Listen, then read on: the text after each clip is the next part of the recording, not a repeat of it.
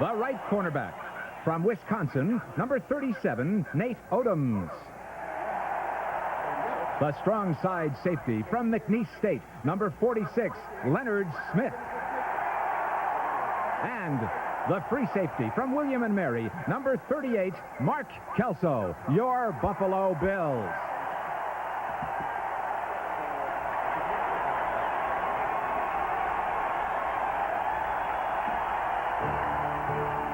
The winner gets the Bengals in Cincinnati a week from today. They'll be a step away from the Super Bowl at Joe Robbie Stadium in Miami. In just a moment, we turn it over to Marv Albert and Paul McGuire for the call of the game. For Coach Don Shula, The National Broadcasting Company presents the National Football League.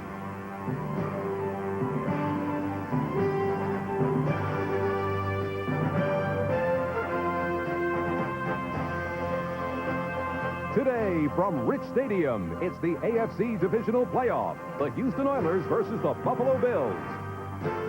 Brought to you by Ford and your Ford dealer. Have you driven a Ford lately? By United Airlines, we dedicated to giving you the service you deserve. Come fly the friendly skies. And by Budweiser and Bud Light, who'll also bring you Bud Bowl 1 coming January 22nd on NBC. It is another capacity crowd. Better than 80,000 are here at Rich Stadium in Buffalo to watch the Buffalo Bills in their first home playoff game in 22 years. That is 22 years to the day when home for the Bills was the War Memorial Stadium, affectionately known as the Old Rock Pile, located in downtown Buffalo. And on that day, January 1st, 1967, it was Mike Garrett of Kansas City with some dazzling moves, helping the Chiefs to a convincing 31-7 win over Buffalo, propelling Kansas City to Super Bowl I and a meeting with the eventual champion, the Green Bay Packers.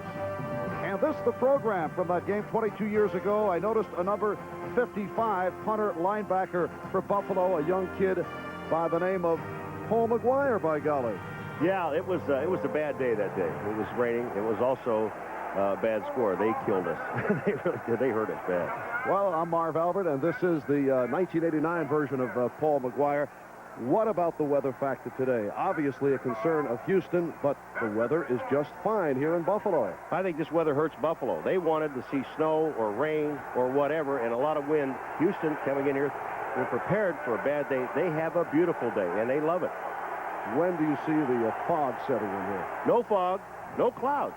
A few helicopters up there, but that's about it. Let's get to the basic storyline. When Houston has the ball, what do you look for as the key matchup? Well, the key matchup has to be 330-pound Bruce Davis trying to handle Bruce Smith. Bruce Davis is not as agile. Bruce Smith is probably the best defensive end in the National Football League. Can he control him?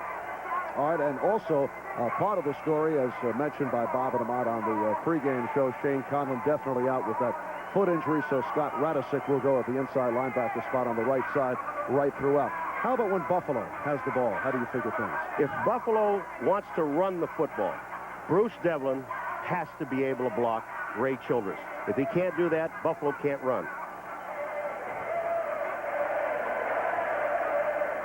Well, the Houston Oilers have won the toss, and they will receive. Houston 10-6 in the regular season as you look at 31 degrees and a sunny forecast for this afternoon. Last Saturday in the AFC wildcard playoff game, Houston beat Cleveland 24-23 for the Oilers, their first road playoff game since beating the San Diego Chargers back in December of 1979. And the Buffalo Bills, 12-4, first in the AFC East, but Buffalo dropped 3 of its last 4 games. Their last game 2 weeks ago at the Hoosier Dome in Indianapolis, and the Colts came from behind to win it 17-14. Set for the kickoff, and the kickoff sponsored by Budweiser, the king of beers. Scott Norwood teeing it up, and Lorenzo White, the rookie from Michigan State, is back deep He was the key man on kickoffs last week because he is more accustomed to the cold weather. And we're underway. The winner goes up against Cincinnati for the AFC Championship. Spencer Tillman on the return. And excellent coverage by the Bills, who are number one in that department in the NFL. Mike Rozier in the starting lineup, despite the bruised ribs. And the outstanding combination of Drew Hill and Ernest Gibbons. A huge offensive line for Houston Oilers. Bruce Davis, Paul mentioned a moment ago, 6'6", 315 pounds. In his 10th season out of UCLA, and Warren Moon, who came back from the shoulder injury, has had an outstanding season. First down at the 21.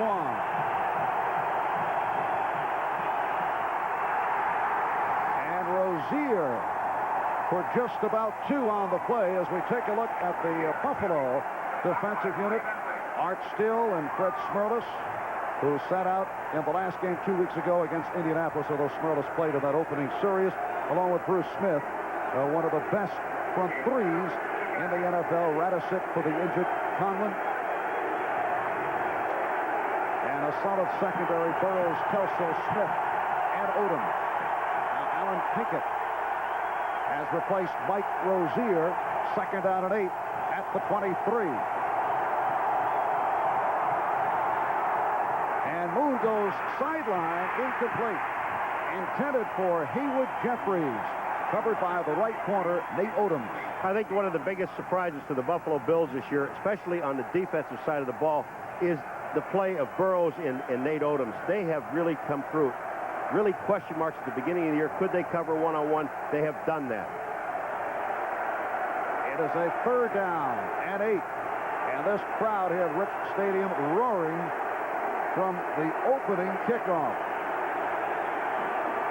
They had a rally here this week when Bill Foley, the general manager, said they want this to be the house of noise. And that request has been answered.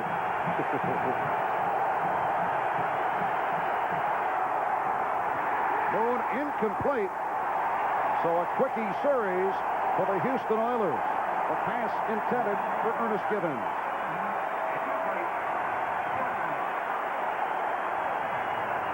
Bruce Smith is going up against Bruce Davis, and just take a look at it. Bruce Smith is lined up way to the outside. Here's Davis getting that drop, which he has to do, and forcing Smith way to the outside. Actually, Moon rolled away from the play, so Smith didn't have a chance anyway. Here's the rookie from Michigan State, who has certainly had his ups and downs. He's also been hampered by a hamstring. Greg Montgomery punting to Errol Tucker, first-year player from Utah. And Tucker backpedals behind his 30. Tucker breaking tackles, gets across the 40-yard line. A 16-yard return off a 49-yard punt. And we have our first flare-up. The Houston Oilers last week and the Cleveland Browns had quite a bit of extracurricular activity. Here we go again. This is what Houston likes to do. They're going to try to intimidate you. They're going to say some things. They're going to try to make you do some things that are dumb. And it usually is the second guy that gets caught. Now there's Tucker on the ground, and then the action starts. Butch Roll, number 87, is one of the guys because they push Tucker back on the ground. He gets back into the play. And all during the course of the week, Buffalo players saying amongst themselves, now we must maintain our composure. Very easy to say, let's not go back with that retaliatory hit, because it's usually the man who retaliates who's hit with the penalty. And the Bills to the offense with Jim Kelly. I like to see him open up a pass on first down. They start from the 44. And Kelly does go to the flat. Incomplete. Intended for Thurman Thomas. Thomas and Mueller in the backfield. Andre Reed, the favorite target of Jim Kelly. He set a Buffalo franchise record, 71 receptions. Kent Hull, the Pro Bowl center. Richer and Hellestray at the guards. Hellestray replacing the injured Tim Vogler. And Devlin and Wolford at the tackles. just underway here in Buffalo. And the Bills in their first series, 2nd down and 10 from their 44-yard line.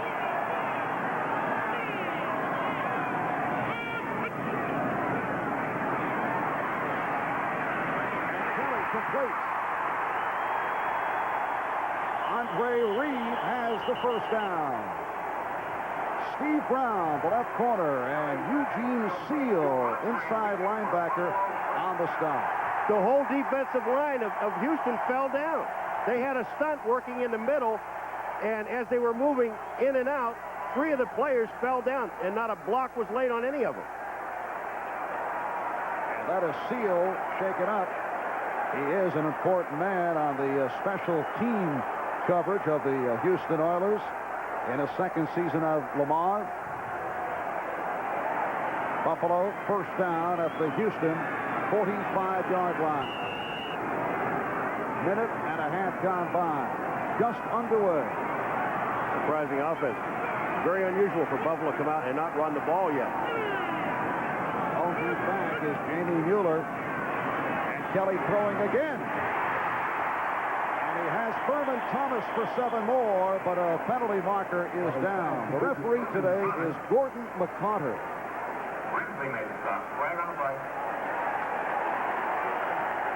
The Houston Oilers #1 in penalties in the AFC, 2nd overall in the NFL. Dallas finishing with 141 penalties called, followed by Houston. Holding. Number 93 on the defense. Penalty accepted. 5 yards. Automatic first down. That is Robert Lyles, outside linebacker on the left, called for the hold. He had to be holding Pete Metzelaars, number 88, the tight end for the Buffalo Bills. Metzelaars came down the line of scrimmage and ran it out, and it brought Thurman Thomas underneath. The Bills first down at the Houston 40-yard line. And Kelly will throw again. The tight end Metzelaars inside the 35, and another flag has been tossed. Roughing the passer, personal foul. That time the Houston Oilers weren't even set. Their quarterback, Steve Brown, number 24, was on the wrong side of the field. Personal foul, roughing the passer, late hit, number 79 defense. Automatic first down. Didn't Childress say earlier in the week that we can't talk to Kelly and intimidate him? We have to go back and hit him? Well, here's what happened. Ray Childress, number 79. Kelly throws. Childress hits him in the face with his hands. That's intimidation. And here are the Buffalo Bills coming out throwing. Well, Ray Childress said, I don't think talking is going to intimidate him. We're going to have to hit him, and I think that will intimidate him. All right, let's see what happens here as Buffalo now on the move, first down at the 18.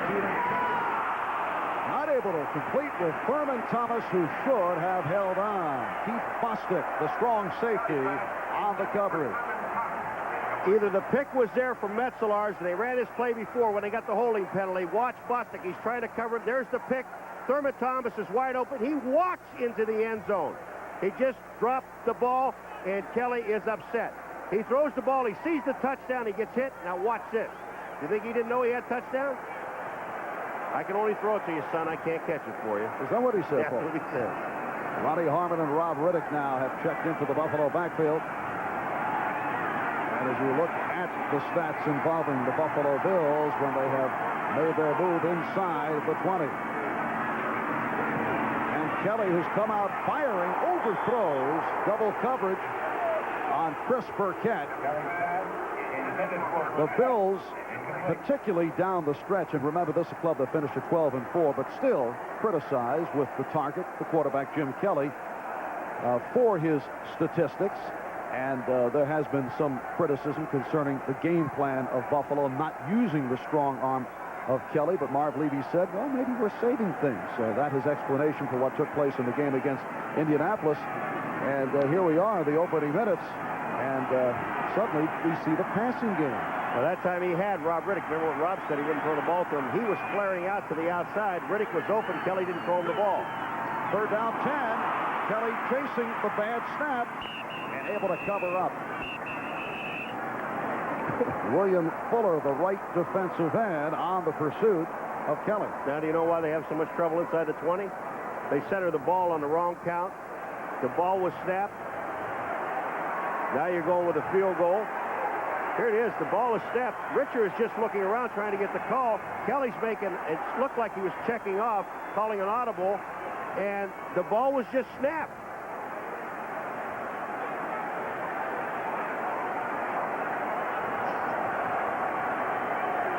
And this will be a 50-yard attempt for one of the best field goal kickers in the NFL, Scott Norwood, who's hit 21 of 24 here at home at Rich Stadium.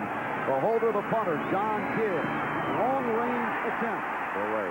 And well short of the mark. So the Buffalo Bills drive is stalled with 3 minutes, 10 seconds gone by.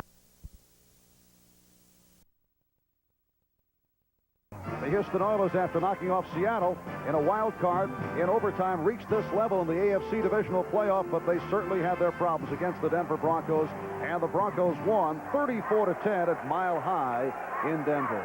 Marvin, it really, when you're in a situation like this in a playoff game where the loser goes home, it isn't the physical teams that go against each other that's going to make the difference.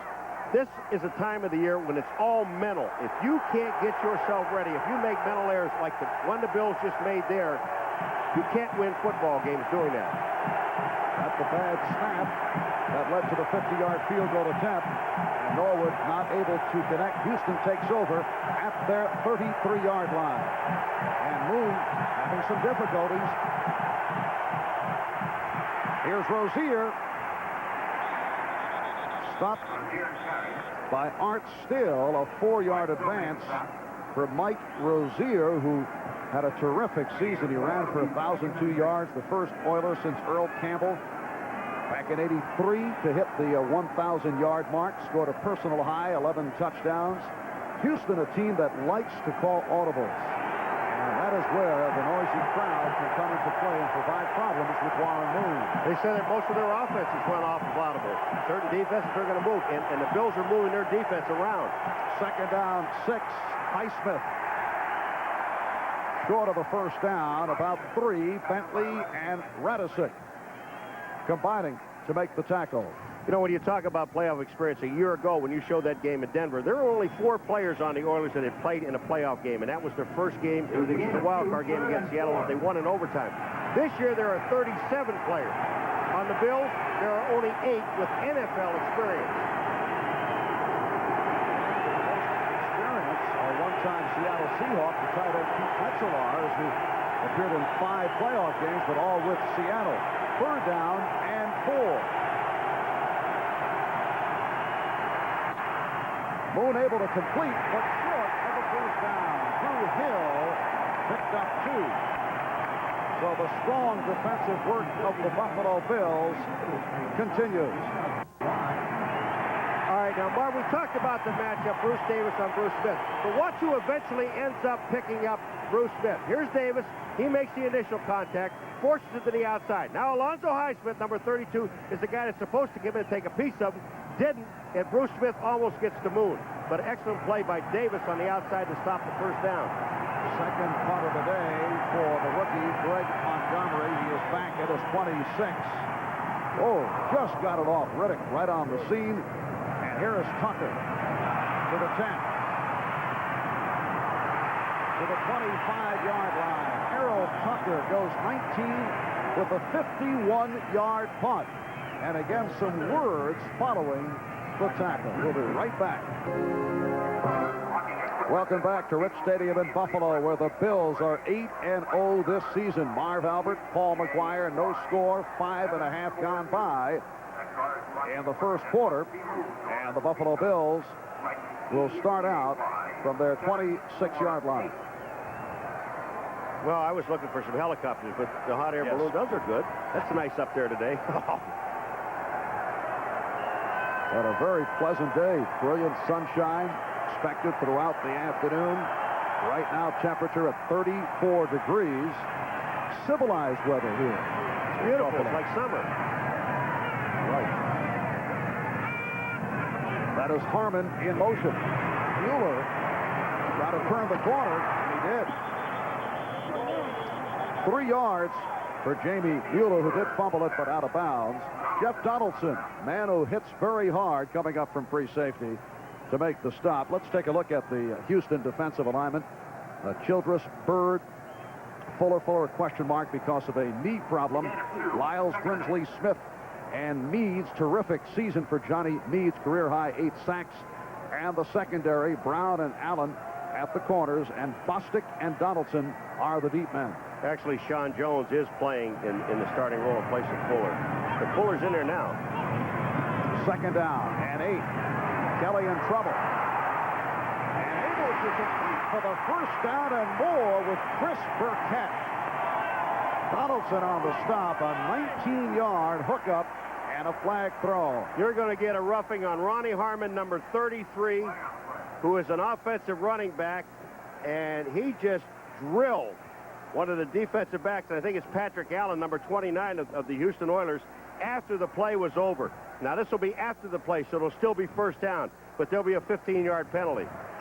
Are you surprised with the way Buffalo has come out, putting it up in the air? They've not run the ball yet. I think they're surprising Houston. But the thing about it is, if you're going to come out to surprise someone, you've got to take the ball down and score. Unnecessary roughness. Number 33 on the offense. It is part of the play. We go back 15 from the dead ball spot. Repeat 2nd down. That is Ronnie Harmon who was called for the personal foul. Well, I thought this happened afterwards, after the 1st down. Now watch, here it comes. Now here's 33 in your screen is Ronnie Harmon. He's going to pick out number 29, which is Patrick Allen, and drill him. But I thought the play was over, so it should be the 1st down and then a penalty afterwards. So much for that theory. Thank you very much. Another reason why I'm not an official. 2nd and 3 at the 33. And Kelly going sideline. Intended for the running back, Thurman Thomas, who was covered by Keith Bostic. Thurman Thomas had Bostic beaten, just could not get to the ball. This is the one thing that Kelly's been talking about all year long. I need speed on the outside.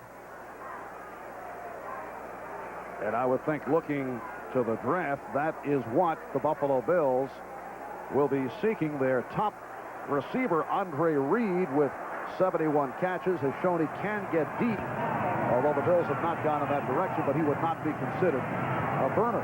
3rd down and 3.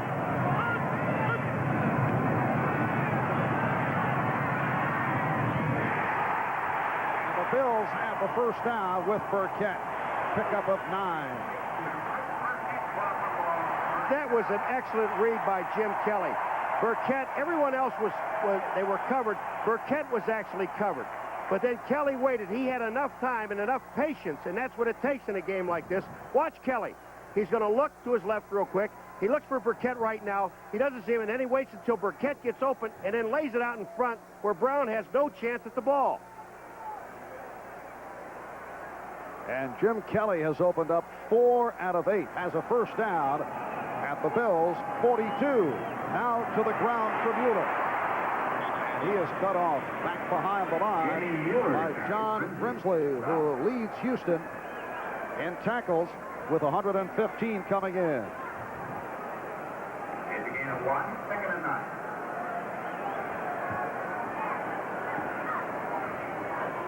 They're calling it a 1-yard advance, a 2nd and 9. This must be a new wrinkle. They're trying to get Jamie Mueller, who is the fullback, and obviously not fleet of foot like the running backs are, and they're trying to get him wide. 7 minutes remaining in this 1st quarter with no score. A lot of movement. Penalty flags down as Kelly goes incomplete. Kelly's pass intended for Riddick was tipped. There's a flag on play.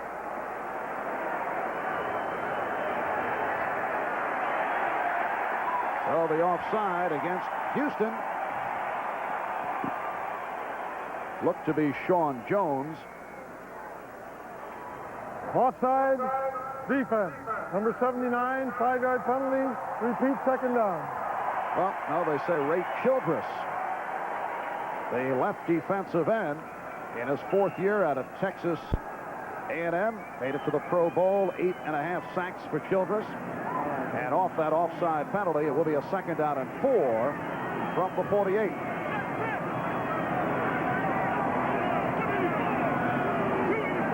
Now Burkett wide left, that is Reed, 83 in motion.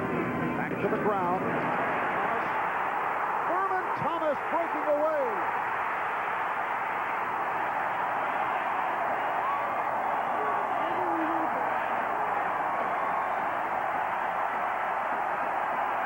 Steve Brown pushed him out of bounds. 41 yards for Thomas. This is the first time that a halfback has really touched the ball. Now take a look. Joe Devlin blocks down. Richard comes out at number 51 and gets an excellent block. Metzelar's number 88 kicks out. And there's the hole. Thurman Thomas down the sideline, and then Brown finally catches him and knocks him out of bounds inside the 15 at the 12-yard line. But the hole was there. Now here comes Donaldson, the safety, coming up, but he doesn't make the tackle. This is stiff arm by Thurman Thomas, and down the sidelines he goes. Almost a touchdown. The rookie from Oklahoma State setting up a first down at the 12. Kelly throwing to Burkett, but he could not hang on. Took the hit from Richard Johnson. I don't think Burkett ran the right pattern. If you take a look, Burkett went down the field. Now watch him. He's going too far deep. Kelly is looking for him right now. He takes 7 yards and then turns it to the inside. He wanted him to take it shorter, just a direct post route right into the post, had it wide open for the touchdown. For Thurman Thomas, that was his longest run of the season. Burkett now to the right. 2nd and 10 from the 12. No score. 6:40 to go in this opening quarter. And Byram cutting left fell down. He's in motion, number 35. This is Riddick. Rob Riddick. Stopped by the combination of Donaldson and Grimsley. Riddick went for 5 yards. The Buffalo Bills, for 16 games this year, when Rob Riddick has been in the ball game, when they get down near the goal line, you know that 1 out of those 3 plays, if they don't get a first down, he is going to handle the ball and run with the football. They let everybody know. I mean, there's just no secret. And he has scored 14 touchdowns to lead the Bills, 12 on the ground. 3rd down and 5. Ball at the 7. Just under 6 minutes left, first quarter. Kelly looking to throw, and completes. Steve Brown and Jeff Donaldson with the clamps on Trumaine Johnson. And let's see where they spot it. They had to get the ball to the 2-yard line in order to get a first down. And it looks like they may have it. Here it comes to the inside. Now Johnson is there. The question is, where was the ball? His feet were at the 2, but the ball was at the 2.5. And it is short of the first down. And the field goal unit is on the field. Scott Norwood earlier missed from 50. Kelly just ran on the field to call timeout. And that may mean that there will be a change of decision. Let's see. All right, timeout called. We'll be back here in Buffalo in a moment. Called for the timeout. They wanted to check the measurement, and there it is. It is 4th and inches, and now Marv Levy will go for the first down or the touchdown. Marv, I do not agree with this. You're in a playoff game, and this is do or die. You put points on the board. They have a chance to put 3 points on the board. I don't care if they make it or not. I'm just telling you something. I would never make this decision. Leonard Burt, number 61, is checked in as a tackle eligible. Metzelar's fell down. He's in motion. Slippery field. Kelly looking end zone, and it's deflected, broken up. I'm telling you,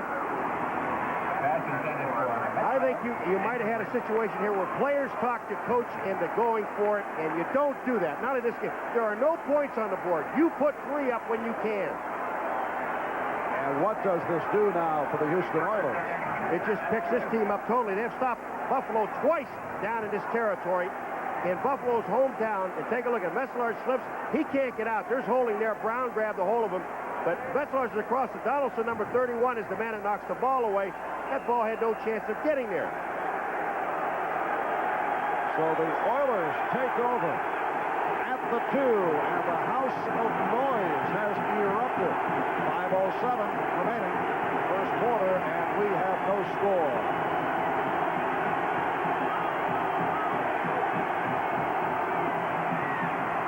Mike Rozier to the outside and runs it out of trouble. Rozier stopped by Burroughs. Strong safety Leonard Smith forcing him out. You know, Rozier, we know that he sat out of last week's game, and he has a rib injury. Now, just take a look at where Rozier carries this ball. He's got it away from his body, totally away from his body. Now, even when they're going to put the hit on him, he doesn't tuck the ball away. He keeps it out away from his ribs. And on the pregame show, Ahmad made the point that when a running back does suffer an injured rib, he will hold the ball differently. That could be a factor. Well, Ahmad played his whole career with broken ribs. Second down and 3. Rozier is stopped. Art Still on the tackle. Is that what Ahmad told you? Yeah, he said he was tough. He was one of the tougher players that ever played this game. He played here in Buffalo.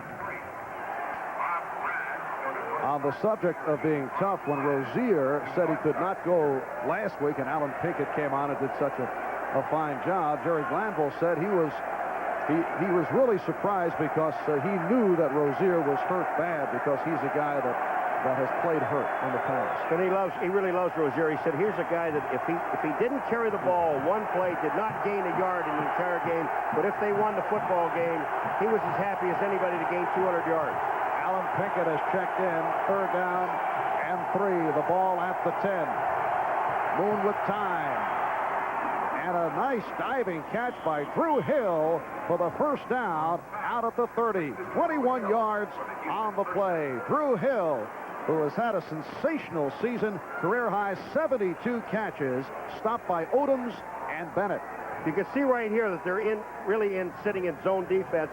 And the key to this whole thing is the fact that Warren Moon, down in his own end zone, had all day to throw the ball. Now, here's Monchuk, number 63, and he's blocking now on Bruce Smith, who moved to the inside. Now, you see, Moon had the time to wait for Drew Hill to come across. Once he did that, completion are at the 30. And now Hill is to the right, Gibbons left, 3:20 to go, first quarter, no score, first down at the 30. That is Pinkett in motion. The swing pass, and the immediate hit on Alonzo Highsmith by Scott Radisick. The ball was jarred loose, but covered by Houston. A loss of 5 on the play. This is absolutely a linebacker's dream. Here he is. He's covering a back coming out of the backfield. It happens to be Alonzo Highsmith on a reverse angle here. And take a look. That's his man. Bang. As soon as he catches the ball, I don't know if he really had the ball, if that's a fumble or not. They should take a look at it because it didn't look like Alonzo Highsmith had control. Second down and 14 at the 26.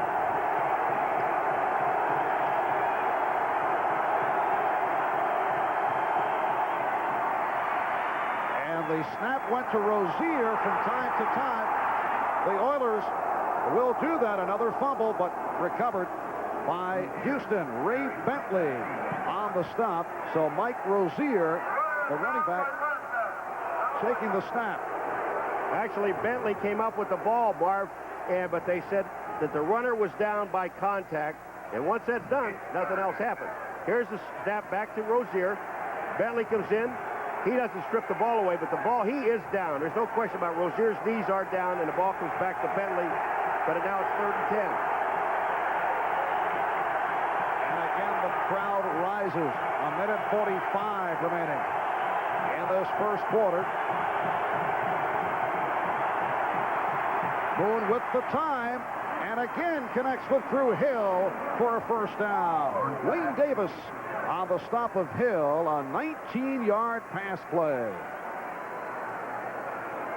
sitting there watching Bruce Smith that time. They had a deal on, and they sent Smirlis to the outside, and Bruce Smith hesitated for a second, came up the middle, but once he came up the middle, the block was on. They were sitting there waiting on him, and I think Monchuk is the guy that's going to eventually get Bruce Smith. Now, you see Freddie Smirlis to right of the screen, he spins out. Now, here comes Bruce Smith there. But when Moon has that much time, and the receivers that he has on this football team, you cannot give him that much time, he's going to pick you apart. Warren Moon connecting with the Pro Bowl wide receiver Drew Hill. First down at the 49. Now, he goes the other way to Jeffries. Haywood Jeffries, who has come back strong from injured reserve. He was out with an ankle and has been a clutch man in recent games, going for 14 and another first down, and another discussion between the Oilers and the Bills. I love it. The Houston Oilers defense, they're banging people all over the place. After the play, before the play, it makes no difference. Now, here's Jeffries. He catches a pass. Ray Bentley comes in just a tad late and nails him. Here it is. Here's Jeffries. He makes the play. Bentley, number 50, is going to come into play. Here goes Jeffries. He's on his way down. Now, watch Bentley. He just stuck his face mask in there, and here comes Jeffries up now. Our guys can do it to your guys, but don't do it to me. And there's the gun ending the first quarter. The Oilers on the move. Buffalo missing a field goal and failing on a 4th and inches. No score after 1. The Buffalo Bills going for that for the touchdown rather than the short-range field goal. Cannot believe they didn't kick the field goal. There's no points on the board. Don't give that team the momentum. Houston is high enough in this game. You give them a stop down here. Here goes Kelly. If you're going to do something down here, run the ball. But to throw the ball, Donaldson tips the ball away.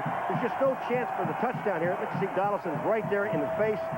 You give up 3 points. That puts you on the board first, and that's psychological. And it was a pass-happy Buffalo Bill offensive unit in that first quarter. Trying to cross up the Houston Oilers. Buffalo's pretty even as far as the stats are concerned. The only important stat is that scoreboard.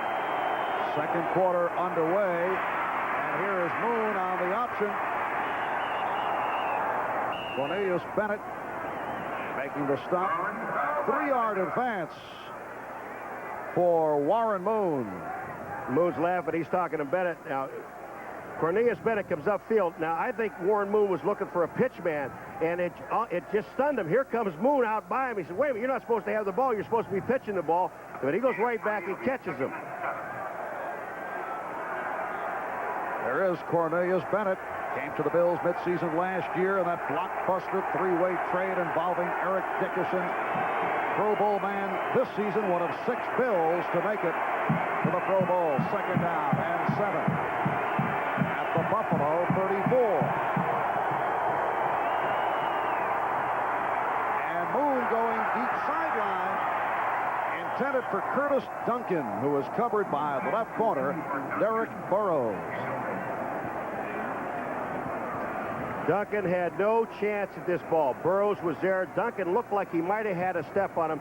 Burrows is sitting there. Now he hand chucks him right there. This is all legal, but this is running step for step. That's perfect coverage. There was no chance for the ball because it was out of bounds.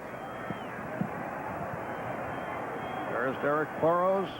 Been banged up this year. Ankle injury. Bruised jaw. Reminder to our viewers, we'll be selecting the Budweiser most valuable player for today's game at the conclusion of the ball game. 3rd down and 7. And down goes Moon. Bruce Smith, who had 11 sacks during the regular season, finishing 2nd in the AFC behind Greg Towson of the Los Angeles Raiders, comes up with the first of the day. The Buffalo Bills that time with 4 defensive linemen. And this time they move Bruce Smith to the inside over the center. Now he makes a move past Pinson, and once he does that, the guard to the right-hand side did not pick him up, and that was Matthews. Bruce Smith was free. And Smith now with a sack in 5 straight games. So the punting unit is on. Greg Montgomery for the 3rd time. Punting to Errol Tucker. And it's blocked. Almost blocked in his last attempt. And the Buffalo Bills with the block punt recovering third punt blocked by the Bills this season. The strong safety, Leonard Smith, the man to get to the ball. But Marv, the other time they had 10 men on the line of scrimmage. This time they only have about 5 or 6 guys. And they're all standing back there like they're not going to rush. And then they just send Leonard Smith right up the middle. He makes the block. Just a perfect call. I don't think Houston was waiting on it.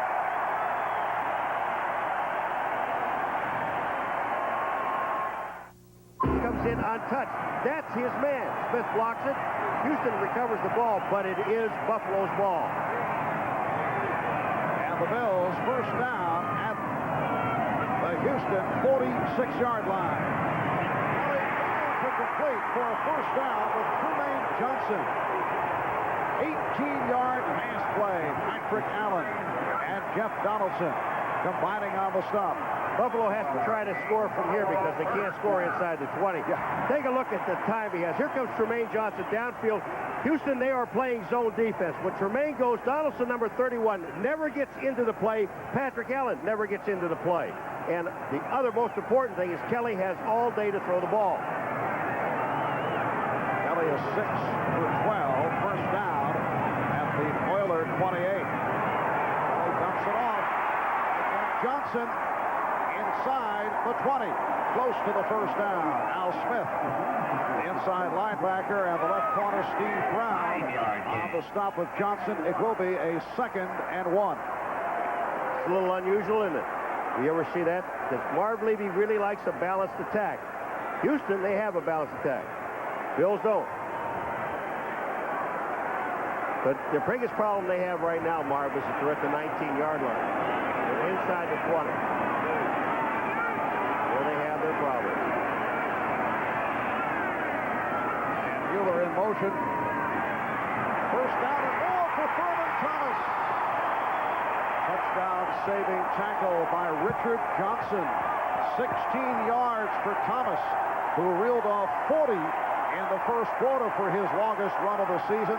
Thurman Thomas, the 22-year-old rookie from Oklahoma State, setting up a 1st and goal. And I told you, if they're going to run, they got to go to the side of Joe Devlin. Joe Devlin, number 70, just takes Fuller, 95, completely out of the hole. Jamie Mueller, number 39, got an excellent block, and the hole was open. Now they're at the 3-yard line. Can't hold the center. Jim Richer, Al Hillestray, the guard, Joe Devlin, Will Wolford are the tackles. 1st and goal from the 3. Metzelar in motion to the ground, and Rob Riddick stopped short of the goal line. They tell you there's no secrets down there. Once they get there, they're going to give the ball to Riddick. They're going with 2 tight ends, Roll and Metzelars, but they're also going with another offensive lineman, Leonard Burton, number 61, that comes in and plays a tight end. Now here comes Riddick over the top, and they're waiting on him. Lyles, 93, is sitting there. They knew that he's going to carry the ball. And the ball spotted inside the 2. Following the tackle, Rob Riddick had some words with Richard Johnson of Houston.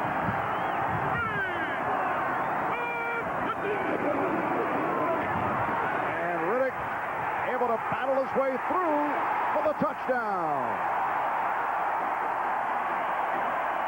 And Jim Kelly involved as he had some words with several of the Houston defenders. And the linemen are trying to tell Kelly, just get out of there and get off the field. You have no business being there. But you talk about continuous effort of Rob Riddick. He just never stops. When he gets down near the goal line, he honestly believes that he should score every time he touches the ball. Kelly falls down, but he gets the ball to Riddick. He bobbles it, takes a look at the ball. Now watch, he stops there, but his continuous effort with his legs, driving to get him back into the end zone for touchdown.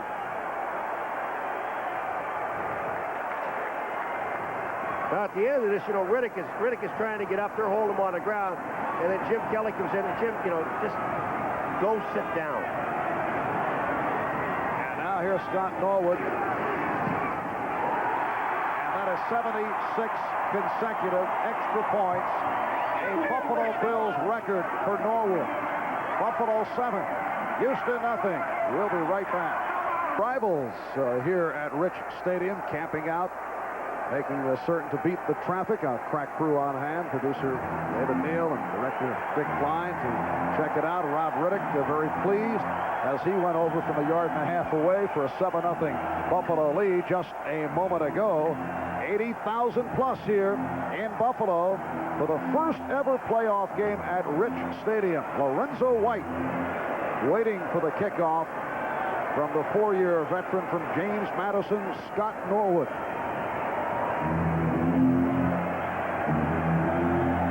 The winner today faces Cincinnati next Sunday in the AFC Championship game. And White will run it out. And he is stopped across the 10. Excellent coverage again by the Buffalo Bills, led by the one-time Houston Oiler, Steve Tasker. You know, on his scoring drive, 5 plays, 46 yards, took up 3 minutes. But Rob Riddick, Kelly falls down, and Riddick, because of the experience in the back, his most important thing is that football. Got his composure, made sure he had his hand on the ball, and then a continuous effort to get the ball into the end zone. That's hustle. That's experience. And the Oilers hearing it from this crowd. It's a 1st and 10 from the 11. Alonzo Highsmith, Mike Rozier are the running backs. Rozier. 2 on the play. Ray Bentley, the inside linebacker, was right there. You know, on a kickoff, this team, they lead the league as far as stopping them. Number 89 there is Tasker. You think he's happy? Watch this. Oh, and he missed it. Man, if you got to make the thing, Steve. You got like 2 4s. And Steve Tasker made the Pro Bowl last season for his special teams play, hampered by a knee injury this year. 2nd and 8 from the 13. 5 minutes gone by. 2nd quarter. Buffalo 7. Houston nothing. Moon again got the time. Hard hit. And it was ruled incomplete. Wayne Davis applying the hit on Drew Hill. Okay, Warren Moon, he's got to think about Bruce Smith making that sack in the last series of downs. Got some happy feet. Moon is backing out, moving around. You've got to have total confidence in your offensive line to stay in there. Now, I know he's been sacked one time, and it's easy for us to say sitting up here. But in a game like this, you must be patient. Kelly has been patient throwing the football. Moon has to do the same thing.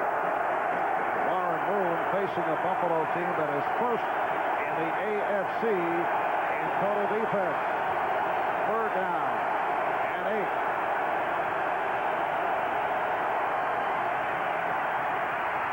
Moon going the middle and has the 1st down with Hill. Leonard Smith, the strong safety on the stop, and Drew Hill and Warren Moon combined for 21 for Hill, his 4th reception. All right, this is the difference of Moon from this play and the play before. Marv, on this play, he'll sprint to his right just a few steps to get himself set. Now he sets up. No happy feet. Just waits now, sees Drew Hill coming across. Actually, nobody on him. Hits him for the 1st down. Happy feet, the criticism of Warren Moon earlier in his career that he would fail out at times, would not hang in. 1st down at the 34. Moon cannot find anyone. And able to come back and locate Highsmith right at the 40-yard line. Bennett Burrows bumping him out. Now, all right, the man with the happy feet. Warren Moon that time really does all this himself. And he's going to tell Alonzo Highsmith, come on back to me. He's looking around the field. Freddie Smirnos, number 76, is putting some pressure on him. Moon's going back looking for Ernest Givens, 81. He's not open there. So he sees pressure, he goes back. Now watch it. His hand says, Alonzo, come back to me. I'll get the ball to you. We can pick up 7. It's a 2nd down and 3. Good block by the center, Jay Pennison, to buy some time for Moon. And let's see, referee Gordon McCarter preventing the... The Houston Oilers from... Please reset to 12 seconds. 12 seconds on the clock. The play was reviewed and stands as ruled. Second down. Well, apparently the question concerned that last reception by Highsmith on the sideline as to whether he was in bounds. It was reviewed. The replay official today is Mark Burns. And the 30-second clock reset now to 12. So the catch was ruled as a good catch, complete. And we're set to resume. Second down and 3 at the 41. 8.5 left. First half, Buffalo 7 and Houston nothing. And Moon picks up the first down with Jeffries. 7 on the play. Odoms made the stop. One of the bigger receivers on this Houston squad, 6'2", Haywood Jeffries. Haywood Jeffries goes down and just sets up right beyond the first down marker. There's 4 wide receivers in the game. Leonard Smith, who is a safety, is out there trying to cover him. He knows he has to give him the cushion because of not only his height, but his speed. And Odoms is hurt, and that's really going to hurt the Buffalo Bills. Nate Odoms, the right corner in his second season out of Wisconsin, hobbling over to the sideline. He's been replaced by Kirby Jackson, and now the Bills call for a timeout. 8:08 left, first half. The Bills 7 and the Oilers nothing. Well, a Happy New Year, and we welcome you back to Rich Stadium in Buffalo. Marv Albert, Paul McGuire.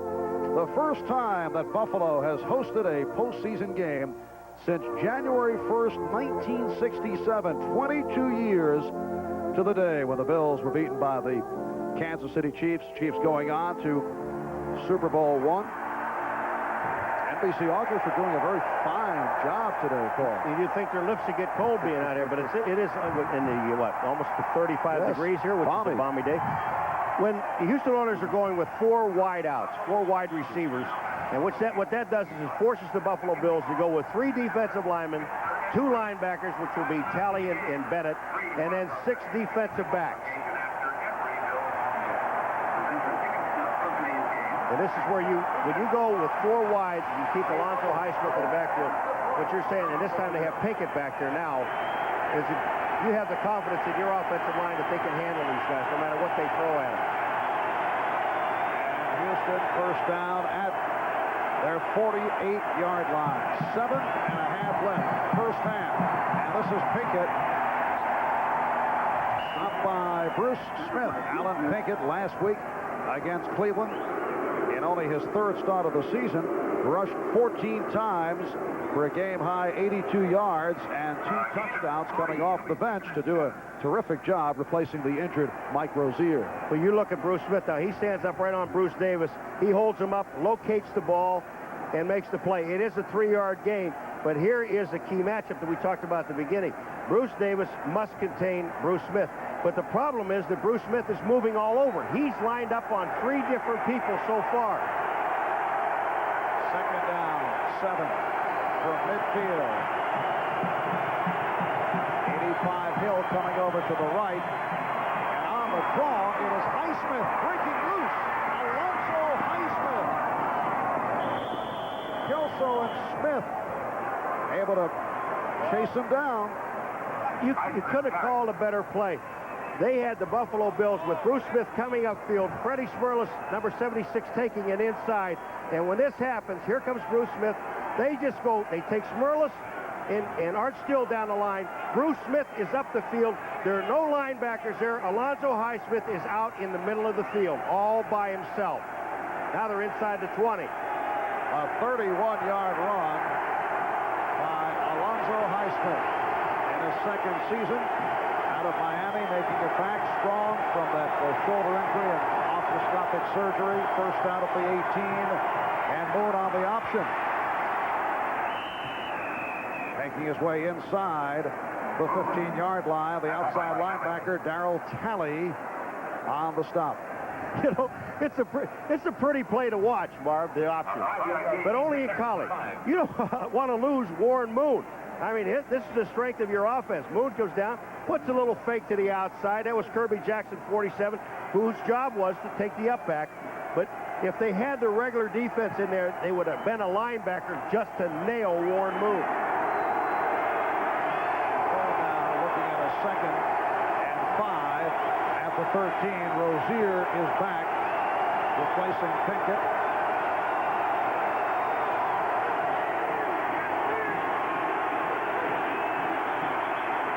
Delay a game.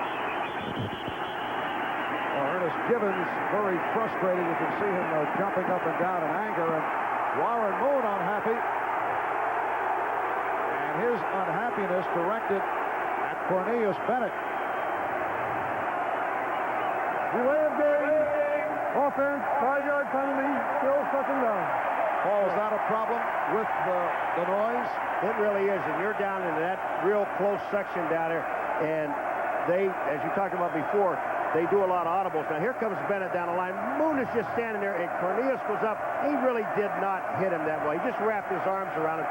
And Moon is a little frustrated because he couldn't get the call off, and now he's mad. But Bennett didn't do anything, damaging. He just went up and kind of hugged him. Danced a little bit. Yeah, very, very affectionate, Paul. It was. He just wrapped his arms around him. 2nd down 10. At the 18, Buffalo 7, Houston nothing, 4:45 left, first half. And Moon goes the middle, incomplete. Intended for Gibbons.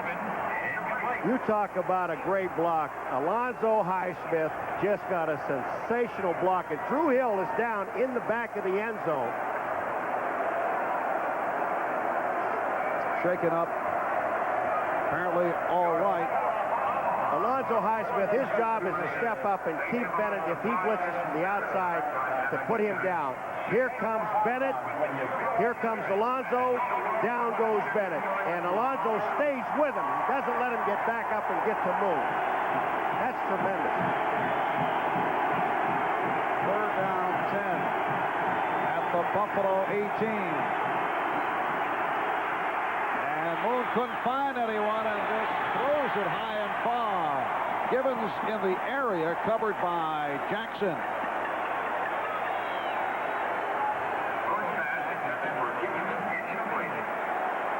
Looked like Bennett and Moon actually had some nice words for each other on the follow-through after that play. Tony Zendejas now coming on, and opposition field goal kickers have had all kinds of problems.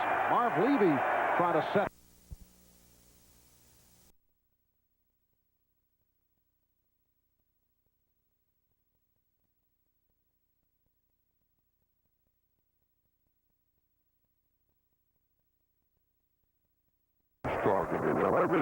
Well. 4.5 minutes remaining, first half, off the 35-yard field goal by this man, Tony Zendejas. It is now Buffalo 7 and Houston 3 as Zendejas gets set to kick it off. Tucker, Riddick, and Harmon are back deep. And here is Errol Tucker finding the hole and reaching out across the 25-yard line. A 22-yard return. We talked to Glanville about this man, Alonzo Highsmith, and this is what he said. He's the best blocking back in football, and it's worth seeing again the block on Cornelius Bennett, who's one of the better linebackers. But Highsmith just stays with him. He sees Cornelius coming in. Now he gets down to his legs. But not only does he make the block here, but when Cornelius gets back up, here comes Highsmith back again. He doesn't quit on the block. Alonzo Highsmith reeled off a nice run and led to the field goal by Zendejas. First down from the 28-yard line. And Kelly throwing on first down once again. Andre Reed for 12 yards. Steve Brown, the left corner, made the stop. Andre Reed and Jerry Glanville even talked about him. He said he's one of the most dangerous receivers in the National Football League. And that ball is up in his shoulder to total concentration. Brown has excellent coverage, just can't stay with him. First down at the 40. Just under 4 remaining first half.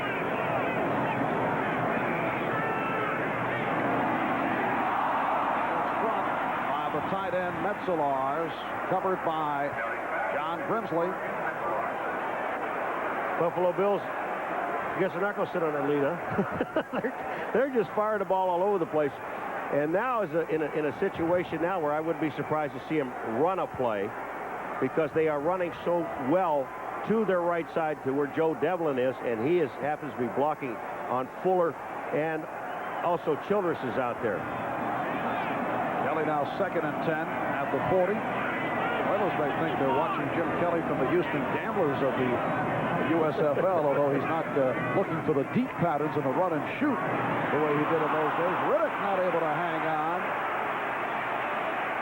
Rob Riddick, the man who criticized Jim Kelly about a week and a half ago for his passing philosophy, but that time it was Riddick who did not hold on to the ball. After that one, he may not throw any more to him either. Ray Childress is going to the Pro Bowl, and when you're that good, Ken Hall is blocking on him to the outside. He just jams him back into the inside, and Childress was kind of lost on trying to find out, where am I supposed to go? Where is the ball? The Houston Oilers cannot win this football game until they get some heat on Kelly. 3rd down and 10 from the 40.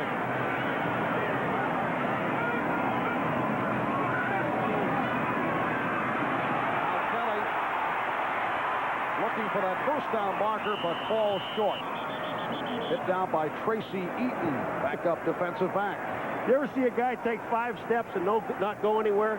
Watch Kelly. You talk about not fleet of foot. Watch this when he comes up the middle. Kelly, no one to throw to. Excellent pass coverage. He sees the middle wide open. Now, it only has to go 10 yards. Watch these steps. There's 4 or 5 steps. He didn't move a yard. Still didn't pick up the first down. John Kidd will punt for the first time this afternoon. Curtis Duncan, second-year man from Northwestern, back deep. That is Duncan. Kidd has had an up and down season. And Duncan calling fair catch.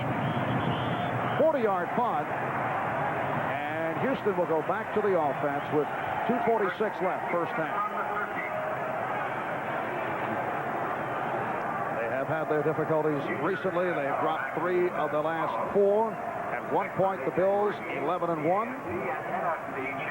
Marv Levy, who is, in terms of personality, in direct contrast to the man on the sideline at the other side of the field, Jerry Glanville. In fact, Glanville was described by quarterback Patrick Allen as a rebel without a pause.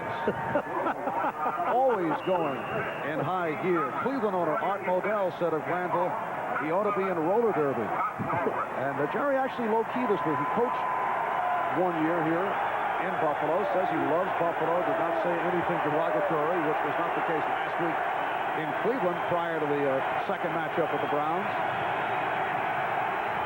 Here comes Moon. He's got to bring his receivers and backs in. He can't hear a thing down there. Now they put Ernest Gibbons in motion and throwing snowballs at him. First down at the 13. A flag has been thrown as Hill made the catch, stopped by Talley. Now, what can he do to adjust to be able to hear over the crowd? He really has to. You start in this situation and go on what they call that silent count, and when you do that, you're at the mercy of the defense, because only you in the center basically know when that ball is going to be snapped, and then everybody else on the offense has to go on movement by the center and the quarterback. Number 78 defense, 5-yard penalty, still first down. That's Bruce Smith called on the penalty. And when that happens, Marv, now the defense has the advantage. They don't have offense. You don't have that quick step. Here's Moon. He's trying to using his hands. Read my lips. Drew Hill, get away from me. Will you just get over there? I'm going to throw to you anyway. And it's a 1st and 5 at the 18. Nate Odoms, who hobbled off earlier, goes back in there, right corner. Rozier for a couple. Stopped by Art Still. Art Still making it back from the knee problem in his 11th year out of the University of Kentucky. We're coming up on the 2-minute mark here in the first half. And when we resume, For Houston, it will be a 2nd and 3 at the 20. Buffalo Bills 7, Houston Oilers 3. We'll be back in a moment. With 2 minutes remaining in the first half, the Bills leading the Oilers by the count of 7-3. Coming up, 2nd down 3 from the 20. And the house of noise erupts. Alonzo Highsmith tried to pick his way and did pick up the first down. Darryl Talley making the stop. Buffalo Bills perfect at home, but over the last 4 weeks where they have had difficulties, the only victory coming over the Raiders by that 37-21 score. Well, let's give the Bills 4-0 and the fans 4-0. They run 4. First down at the 25, minute and a half left. First half, Boone airs it out. Jeffries for the first down at midfield, 27 yards on the play. Mark Kelso, the free safety on the stop, and the Oilers go to the hurry-up now. They should take a timeout. They have 3 timeouts. Why let the clock run down when everybody has to get to the ball? Now they did. But they wasted about 9 seconds on the clock. So the timeout is called. Jerry Glanville.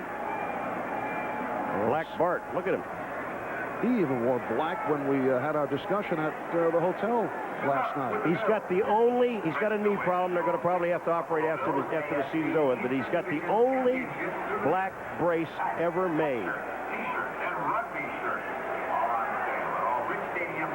Haywood Jeffries with that long gainer a moment ago for his 4th catch of the day.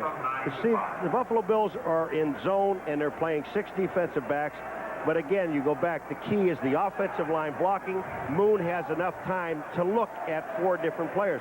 Now here's Smith on Davis, Bruce on Bruce. Bruce missed him with a right hook, and Bruce Smith almost got to Moon. Back to the subject of Jerry Glanville, I mentioned that he did not have any unfavorable comments to make about Buffalo. He did coach here. He said when he first told his wife, Brenda, he was headed to Buffalo, she cried when we moved there. But Jerry said she also cried when we left. She was happy both times. And Gibbons caught it on a deflection. Then let's see what they call it. Did he have possession? If he did, it's a fumble, and Buffalo recovered. If not, it will be ruled incomplete. The recovery made by Kirby Jackson. They said he was down. It's replay time. Let's go, replay. Gibbons is on the inside. Here he comes. He slips. He's hurt. He's slipping off the field. Now, Gibbons is there. Now, think about it. His leg is down, and then the ball comes out. Now, the question is, was his knee down when he gets hit? Down by contact. Down by contact. Hello. Wait till they see this guy. Here's the reverse angle. Is his knee down here? Then the ball is punched out. Now, you can't see because Leonard Smith is in the way. So now if they're looking at that angle, here we go again. It's also tough depth perception. Depth perception. Always difficult. Not for me. He is, I mean, that is as close as you're going to get. That play's got to stand. So a first down at the 25-yard line. And here's Boone with the time going end zone. Touchdown. No, he's out of the end zone. He caught it out of the end zone. Drew Hill did not have the 2 feet in. Did not have control of the ball. The ball was there. He hit the goalpost at the end of it. Drew Hill is still down. He was down a little while ago in that same position. But he did not have control of the ball. It would have been touchdown. Boone put it right where he had to put it. No one had a chance. Must have the 2 feet in and control. Yeah, you see he's bobbling the ball here. Now, I'm going to tell you what. They better take another look at it, because if the only one that the foot that's going to be in jeopardy here is going to be his left foot, because Drew Hill, when he catches here, watch here, now he bobbles it, pulls it into his arms, and both feet down. Now, are you going to give it to him if he has it with 1 arm or 2 arms? And Hill is obviously shaken up. It had been a very quiet day to this point in terms of replays. The replay official has Mark Burns. He is the only replay official who is not a former game official out of the league office, works in the officiating department with Art McNally. And right now the concern is for Drew Hill. They just lost Ernest Gibbons. He walked off the field limping. Drew Hill is up, shaken up. The question is, and I think that he really didn't have control because he brings it to his shoulder pad, but he is bobbling the ball as he's going to the end zone. That pass is absolutely perfect. You know, bring it up to his right shoulder with one hand. Here is that control. Now his right foot touches, his left foot is dragging. If they call that control, then he hits the goalpost with his head.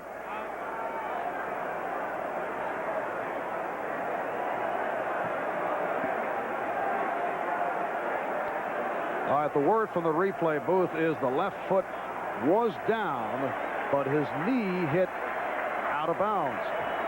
So it was not possession. He did not have control with the 2 feet in within the end zone. And now the official word from Gordon McCarter. And Hill looks to be all right. And more good news for Houston. Gibbons coming back on the field, so they've got him back in the game. 40 seconds remaining first half. And when we pick it up, Houston will have a 2nd and 10 at the 25. And Bruce Davis has done a pretty good job on Bruce Smith. You remember the only sack came when Bruce Smith came up the middle. He did not come up over Bruce Davis. And the Houston Oilers have allowed only 24 sacks for the season, among the fewest in the NFL. The 1 sack recorded by Smith. Bruce Smith. Bruce Davis, 6'6", 330 pounds, like running around a building. 2nd down and 10. And the crowd back to it. Moon in trouble. And able to complete right at the first down marker. Burrows on the coverage of Duncan. Now the Bills want him to say he's out of bounds.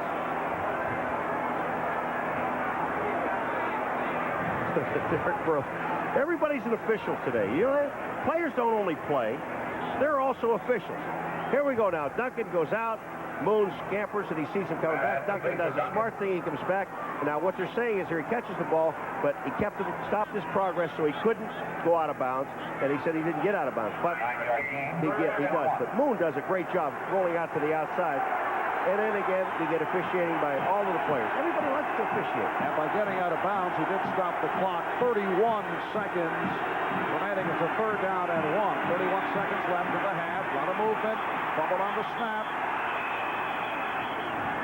And the penalty marker is down.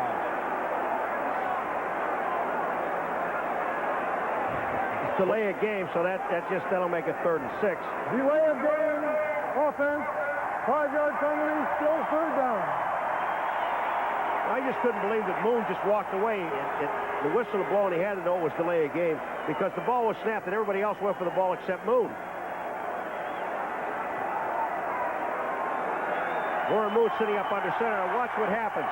He knows it's delay a game because when this ball is snapped, well, he just turns around and like puts his hand down. I don't want any part of that. I'm not going in there and get killed. 3rd down, 6 at the 21. Jeffries to the left, Duncan right. Highsmith, the lone deep back. And Moon with time. Incomplete. Leonard Harris, covered by Wayne Davis. Harris, the 3-year man out of Texas Tech, who has come up with only 10 receptions this season. And now Zendejas will check in. One thing, look where this ball is thrown. That ball should have been caught, even though Davis made an excellent play on the ball. But Warren Moon is sharp. He's getting the ball where it has to be caught, and they're not catching it. Zendejas connected from 35 yards away earlier the 2nd quarter. This, a 39-yard attempt that is blocked.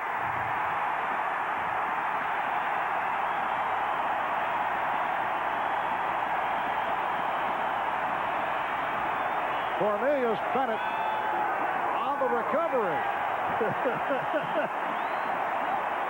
And let's see who blocked it. Earlier, a punt was blocked by Leonard Smith. That man has fun playing this game. He's the same way in practice. Is this Leonard Smith again? The ball comes up to mid. I don't know. That's not Leonard Smith, I can tell you that. That was Cornelius Bennett that blocked it and recovered it. And the crowd reacts to the announcement on the public address. Pro Bowler Cornelius Bennett with the block and the recovery. Buffalo takes over. 19 seconds remaining in the first half from their 37. Kelly with a screen. And here's Ronnie Harmon. 10 seconds remaining in the half. Kelly's pass complete to Ronnie Harmon. Will Wolford, number 73. Here we are. They're not going to go out of the game. Kelly stayed in there and stayed in there. And then finally, this was a screen pass, and it finally hit Harmon with the ball. Kelly has an awful lot of confidence in his offensive line, and that's good. I mentioned earlier that Bill's opponents have had all kinds of difficulty kicking field goals here at Richard Stadium. In the past, the weather has certainly had something to do with that. But coming into today, they have succeeded on only 8 of 17 at Rich Stadium. Second down 2 with time running out. And Kelly heaving one. It's a Hail Mary, and it's broken up. So Jim Kelly airing it out with 1 second remaining in the half. And that ball was almost caught. Donaldson is sitting down there waiting on it. He's trying to time it. I don't know if it's Trumaine Johnson, 86 or not. Yeah, it is going to be him. Watch Donaldson here. He's waiting, and he knocks the ball down, and it just gets caught in his leg. That is dangerous. Combination of Trumaine Johnson, Chris Burkett, Andre Reed in the area.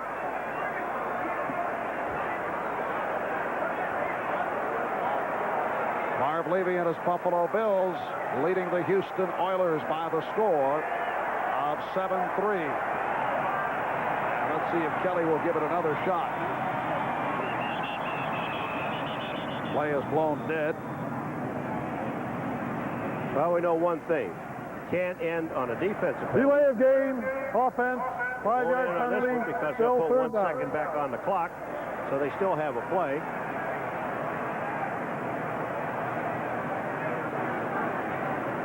Great football game. Great defensive football game. And the Buffalo Bills come in as number 1 in total defense.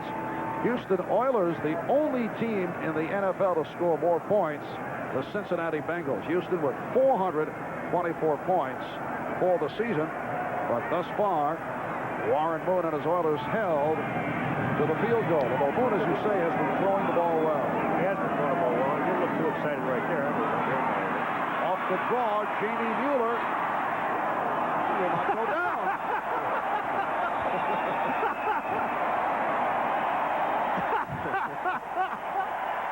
Here comes a headache for somebody. Jamie Mueller goes 6'1", 225 pounds, refusing to hit the field. And that is the end of the first half. Buffalo 7, Houston 3. Bob Costas. Well, and what has been a surprisingly balmy day, and the Buffalo Bills leading the Houston Oilers by the score of 7-3 as we look to the second half. And what do you foresee from the Houston point of view? I think from Houston, once they get in that third and long situation and they can spread out that field, Buffalo defensively, they're going to have to put some pressure on Moon and send some linebackers, because once they spread out, it gives Moon a chance to look over the entire field, and they spread that defense so thin, he's hitting people. They're picking up 3rd and 10 all the time. So Buffalo, I think, are going to have to blitz more. Houston, on the other hand, are going to have to try to run the ball a little bit better. And Jim Kelly came out throwing in the first half, 9 for 18, 99 yards. Moon, 11 for 19, 144 yards. The key play in the first half, the blocked punt. Greg Montgomery nearly blocked in his previous attempt by Rob Riddick, and now they got him. Leonard Smith came from the outside. Nobody touched him, really, and he ends up blocking the punt, but they did not have the punt block formation that they used before. In the first couple of punts, Marv, they put up 10 men on the line of scrimmage and really didn't come. That time they only had 5 guys. Well, look at it. Can you imagine this game? No turnovers in this ball game. Everything is basically even. The score is close to being even. This has just been an excellent, I think, excellent defensive football game. And if it wasn't for a couple of drop passes on both sides, each team would be ahead by 7 at least. And the winner today goes against the Cincinnati Bengals in the AFC Championship game.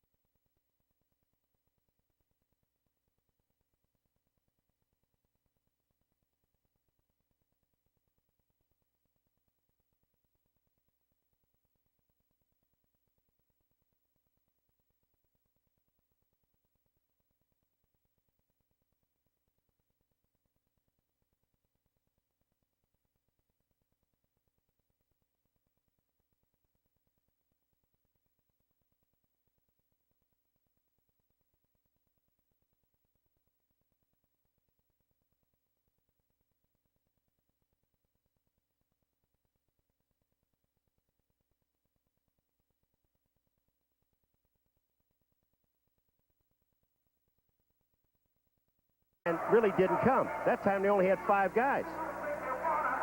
Well, look at it. Can you imagine this game? No turnovers in this ball game. Everything is basically even. The score is close to being even. This has just been an excellent, I think, excellent defensive football game. And if it wasn't for a couple of drop passes on both sides, each team would be ahead by 7 at least. And the winner today goes against the Cincinnati Bengals in the AFC Championship game. Next Sunday, the winner there, of course, headed to the Super Bowl. First time that the Bills have hosted a postseason game since back on the 1st of January, 1967. Paul McGuire, a participant in that game as a member of the losing side, the Buffalo Bills. In fact, we just happen to have, circa 1967, a fuzzy-cheeked number 55 punter slash linebacker, Paul McGuire. You know, that face is worn out 4 bodies. This is when it was, I had a little weight on me. It was tough kick, Yeah. and it just, hard to hit my leg. Now, this is nice. This is the Paul I think we're a bit more familiar with. Very nice. You know what I like about these shots? They weren't posed, Paul. No.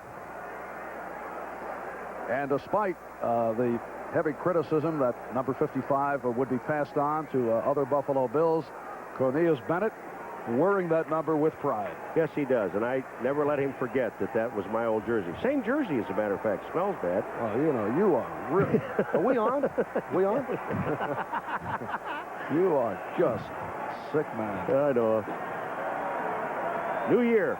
And fortunately, we're set for the game to resume. The kickoff sponsored by Budweiser, the king of beers, Tony Zendejas, ready to kick it off for Houston. 80,290 on hand here at Rich Stadium. Errol Tucker, Rob Riddick, Ronnie Harmon are back. And here comes Harmon. Out across the 20-yard line. 18-yard return. Toby Caston on the tackle. So the Buffalo Bills open up here in the third quarter. Kent Hull, the center. Jim Richard, Dale Hellestray replacing the injured Tim Vogler out for the season with a knee problem. They're at the guards, and Will Wolford and Joe Devlin at the tackles. Ronnie Harmon now in the backfield along with Jamie Mueller. And Jim Kelly calling it out. First down at the 23 off the short set. Bostic and Grimsley on the tackle, and Kelly and Harmon reel off 17 yards. Ronnie Harmon smiling. I mean, this man really has excellent hands for a back, and he just comes down. They take Metzelaars, they move him to the outside, and Bostic is sitting there one-on-one on Harmon with no help or no chance for the linebacker to get to the outside to get some help. And Grimsley, number 59, Kelly put the ball right on target. Buffalo first down at the 40.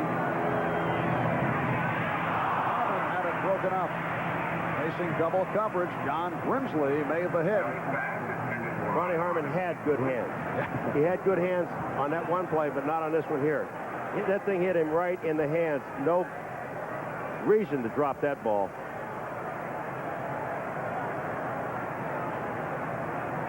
You can look so good on one play, Marv, and so bad on another one. Ronnie Harmon, usually the Bills' third down specialist, change of pace man at running back, but in there throughout this series. Second down at 10. Now Riddick and Harmon in the backfield. Just underway, third quarter.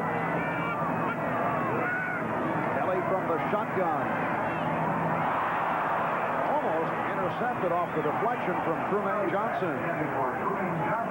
That was just excellent coverage by Robert Lyles, number 93, the linebacker. He just waited to the inside, and Lyles is the man that's going to make the play here. He just sits and waits, and all of a sudden Trumaine comes across it, and there's Robert Lyles right there with the hit. But the ball was in Trumaine's hands. That's 2 drops in a row. And the Bills now third down and 10 at the 40. A report from the Houston sideline concerning wide receiver Drew Hill. He is in the X-ray, may we call that hard hit end zone late second quarter. And Kelly able to stand in, and he is picked off. And there you have the first turnover of the afternoon. The interception by Tracy Eaton, the extra defensive back. He's a rookie from Portland State. I think Kelly really wanted to throw the ball to Rob Riddick, number 40, who's going to be coming down to the inside. But Rob Riddick falls down. And when that happens, he has to go out to Burkett. There's an awful lot of holding going on by Patrick Allen. That was definitely holding on a defense. And Kelly, he's looking at Riddick. Riddick falls down. Now you see Kelly look right to his left, intercepted. For Eaton, his first interception of the season, and Houston takes over. Eaton, he picked off his first of the season just a moment ago, and we're told it's the first time he has been in the lineup defensively. He's been used on special teams. Tracy Eaton out of Bellevue in the state of Washington. So the first turnover of the day. Ron Moon hearing it from the crowd once again. Minute gone by, third quarter. Houston trailing Buffalo 7-3. First down from midfield. And it's Highsmith. Highsmith breaking tackles. And goes for 17. Darryl Talley on the stop. So Alonzo Highsmith with a couple of impressive runs here today. Not only is he an excellent blocker, he's got good hands receiving, but watch Highsmith here. Coming up, Darryl Talley gets blocked. Freddie Smirlis misses the tackle. And then all of a sudden, Darryl Talley comes back into the picture. But he is so strong. Look at his legs. They never stop driving. Alonzo Highsmith, even when he was hit, his legs keep right on going. Picked up, what, 12 or 13 yards on the play. And it's a first down at the 30. Big hole. Rozier stopped by Still and Smith. And the word on Drew Hill, the x-rays negative, and they are hoping that he will be able to return. But bad news concerning free safety Jeff Donaldson, a key man. He is out for the game with what is called a quad contusion. So we may see more of Tracy Eaton. You can see the wrap on his leg. It's on his right leg. It's and iced down. Second down 9. Houston at the Buffalo 29. 81 Gibbons in motion. Pitch out, Rozier. Penalty flag down. Rozier battling toward the first down marker. Mark Kelso, the free safety, came up to make the hit. And it looks like there may be holding against Houston. At least Freddie Smirlis indicated that, because I told you, no, it's personal foul against Buffalo. Freddie Smirlis was standing back there doing one of those referee deals again, saying, okay, holding against Houston, I love it. And you went for it. No, I went for it. I followed Fred. Fred Personal never lied to foul, anybody. unnecessary roughness. Number 55 defense. Tack on from the end of the run. First down. So it is Cornelius Bennett. They tack it on at the end of the run, and the ball spotted down at the 10. Now, we thought that Cornelius Bennett and Warren Moon made up with each other. Here it comes. Here's the pitch. And that's hands to his face. I guess they're not friends yet. Maybe after this game they'll be friends, but they're not friends now. It is a first and goal at the 10. So the run by Highsmith. And now the penalty following the run by Rozier.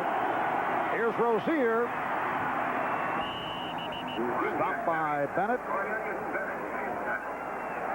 Bennett, he can pursue as well as any linebacker in the National Football League. He'll come upfield and all of a sudden see that delayed draw. He goes around Steinkuhler on the outside, and now watch his pursuit, his speed, right back to the inside, makes the play, stops it for like a 2.5-yard gain. And it's a second and goal at the 7. I see Drew Hill is back. So the wide receivers, Hill with Jeffries and Duncan. And no more post patterns for Drew Hill, because he takes it literally. And he has caught 4 on the day. Off the draw, the ball was bobbled, but Rozier able to hang on. Talley stacked him up. Rozier getting down to the 5. That's twice. We saw the one on Rob Riddick's touchdown where he bobbled the ball, had the presence of mind of getting the ball back. Rozier, same thing. This ball hits Rozier in the chest. It comes out. But watch that. Total concentration on the ball. The ball is most important. I run after I get it. And it still picked up 3 yards on the play. Here's the handoff to Moon. The ball hits him in the chest and just bounces back. He didn't wrap it around, but go right back and look at the ball. Make sure you get it. It is a 3rd and goal inside the 5. Henderson to center, Munchak and Matthews the guard. Davis, Steinpool the tackles. With the protection, Moon throwing, flag down. Looks like Smirlos was offside. I'm sorry, Marv, but I think like Smirlos was offside, or Smith.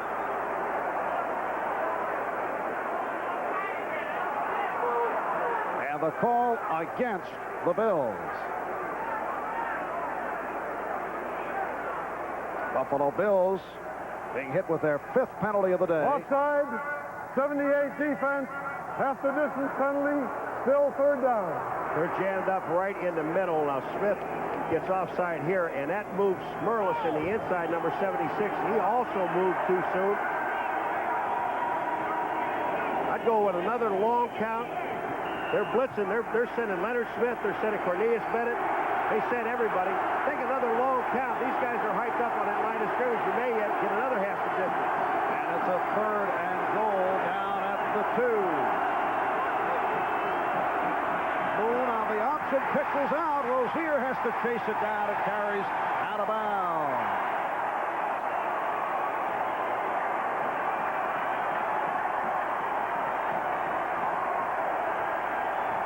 A tremendous play on the outside by the defensive linebacker, or I couldn't tell exactly who it was. It's Burroughs, the corner. He sat there and forced Moon to make a move. He threw a blind pitch to Rozier, never did see the ball. Rozier did the right thing, take it out of bounds and settle for the field goal. A loss of 12, and here is Zendejas, who hit from 35, had one block. This from 31 yards away. No good. And field goal kickers here in Buffalo from the opposition continue to struggle. Leonard Smith, Cornelius Bennett, 55. They put the pressure on, but Zendejas just hooks the ball. Neither one of them touched it. He just hooked it. The crowd goes crazy because this man made him. What he did. Cornelius. And Zendejas had been on fire as of late after a slow start. Then the Oilers changed holders. They were going with the punter, Greg Montgomery. Went to Brent Pease, the backup quarterback. And Zendejas came into today hitting his last 6. 19 of his last 23. He's had one block, just missed. Did hit one earlier. Buffalo takes over, 1st down from their 20-yard line. They lead Houston 7-3. To the ground for Mueller. It'll fall forward to pick up a couple on the play. Steve Brown covered him up. Steve Brown's going to get chewed out by the coaching staff. Here comes Jamie Mueller down the line of scrimmage. Steve Brown has got a clear shot at him. He's playing corner. Reed's run right away. Nobody blocks him, and he rocks in there and puts his shoulder down and never wrapped his arm around Jamie Mueller. It would have had him for about a 3-yard loss. Instead, it's being called a 3-yard gain. 2nd down, 7 at the 23. Harmon and Riddick now in the Buffalo backfield. 5 minutes in, 3rd quarter. Kelly completes to Harmon. Short on the 1st down. Bostic and Brown on the stop of Ronnie Harmon in his 3rd season out of Iowa. The Bills' 3rd leading receiver, and he has done it out of the backfield.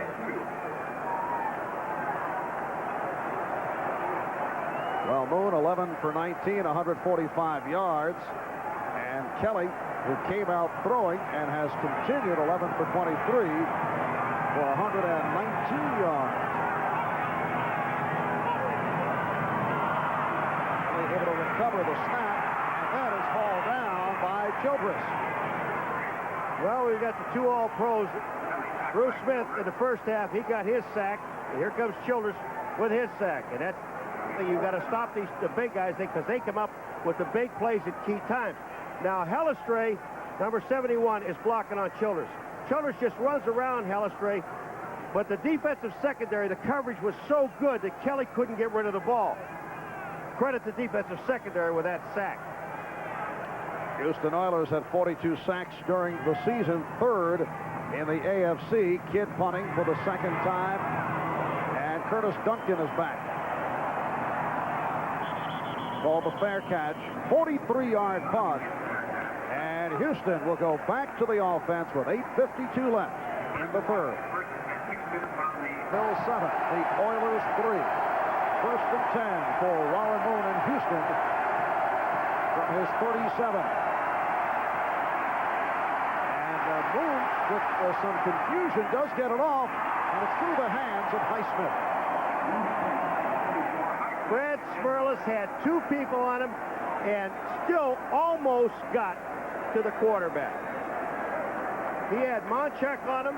Pennison was on him. Freddie Smerlas said, I was there, but I didn't wrap my arms around him. Here's Smerlas. Monchek's got him first. Pennison now takes him. Here's Smerlas just driving, goes back into Moon. Moon was there, pushes Freddie off. He looked at the coach, he says, I was there, I had him.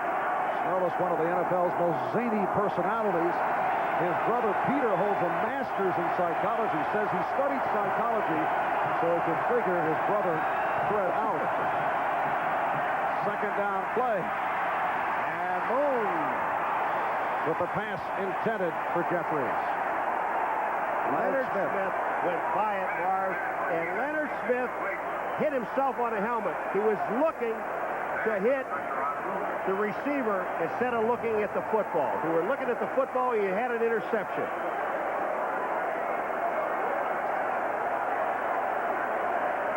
Third down and 10 at the 37. And yet another injury report concerning Drew Hill. Now we're told he has suffered a sprained neck and probably will not return. Drew Hill, who caught 72 balls this season, a primary target for Warren Moon.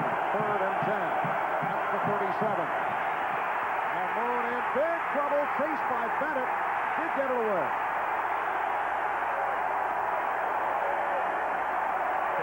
A rush by Cornelius Bennett. And it will be a punting situation for Houston. They were trying to set up a screen because Alonzo Highsmith just runs right by Cornelius Bennett. Cornelius Bennett gets his hands up so Moon can't find Highsmith, and then finally gets the ball away, but he does get it in the direction of Highsmith right at his feet. But Highsmith let Cornelius come through. He figured he's going to stay with him, roll out into the screen. Moon had no chance. Of course, Paul, there are many other factors, but Cornelius Bennett has taken over this game. Defensively, Montgomery back. And it's carries out of bounds. Errol Tucker racing over a 38-yard punt.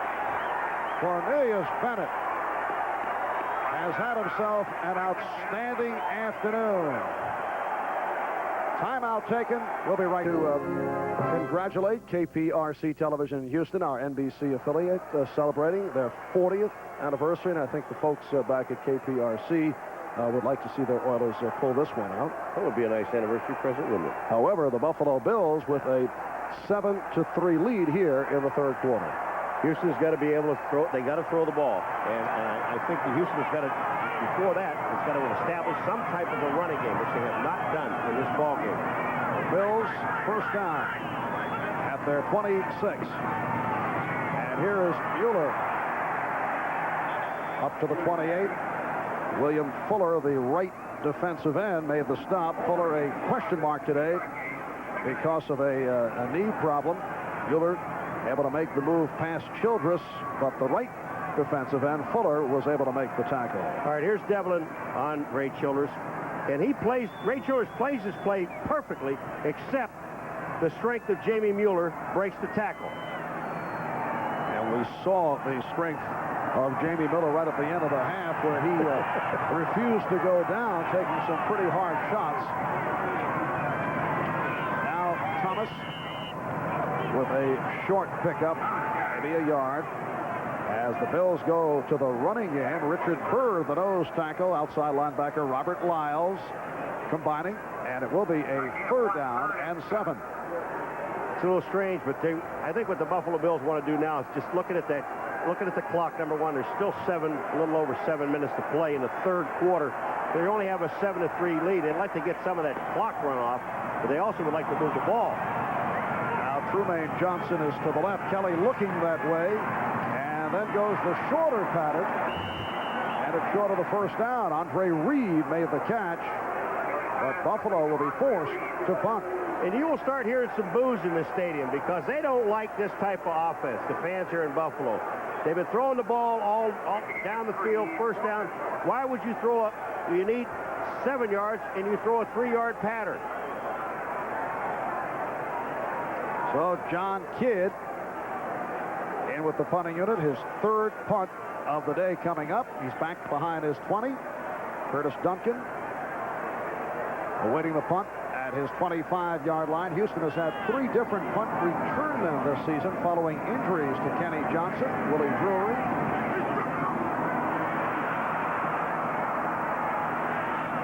And Duncan let it go. And it takes a nice Buffalo bounce.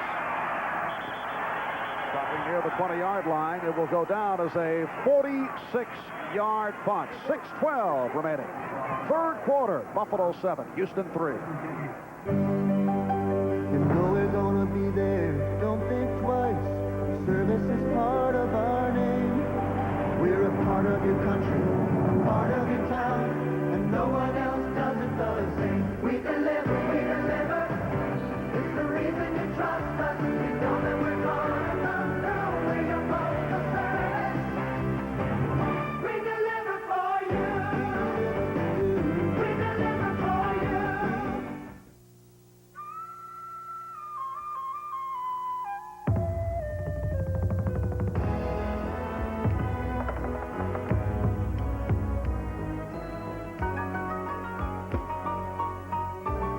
In 13 cities in 10 countries across the Pacific, they're playing our song. United Airlines Royal Pacific Service, rededicated to giving you the service you deserve, halfway around the world. Come fly the friendly skies. Leave it to the good hands, people. Compassion. You can't teach it or place too great a value on it, but you could measure it down this very road on the morning of June 23rd. In the actions of Allstate Claims Adjuster Don Mulder, who at 5 a.m. drove 60 miles to a fire site, all just to shorten the distance between a man's loss and a man's recovery. People like Don Mulder, another reason. You're in good hands with Allstate. New Year's weekend, come home to the best in college football as the Fighting Irish of #1 Notre Dame take on the third-ranked West Virginia Mountaineers. A battle of the nation's only undefeateds that may determine the national championship at the Fiesta Bowl. Championship Monday. The best bowls are on NBC. Well, Dick Enberg, Merlin Olsen making the journey from Cincinnati, and they will be at Sun Devil Stadium. That'll be the second part of a big day here on NBC Sports tomorrow. And the crowd back into it here in Buffalo. 6:12 left third quarter. The Bills 7, Oilers 3. Houston first down from the 21. A hole for Pinkett. Alan Pinkett stopped by the strong safety Leonard Smith, and he picked up 10 on the play. Well, Jerry Glanville left tickets today, for those of you who may have been wondering, at the gate for Buffalo Bill, as Bob mentioned at halftime. Not the Old West figure, but for the television talk show character played by Dabney Coleman. It was Glanville's favorite show, canceled incidentally last year. And what about Marv Levy? Well, he said he once left tickets for his Aunt Ellen. Yes. Glanville last week in Cleveland left a ticket for Elliot Ness, who was born in Cleveland. He sets the tradition of leaving tickets for people or for things dead, and he said this week he considered leaving tickets for Paul McGuire's liver. Now, I don't know what he meant by that, Paul. He thinks my liver's dead, but it's not. I see. He just had a transplant. Everything's working out very well for 89. What a cheap shot. I know. I'll get him. First down at the 31.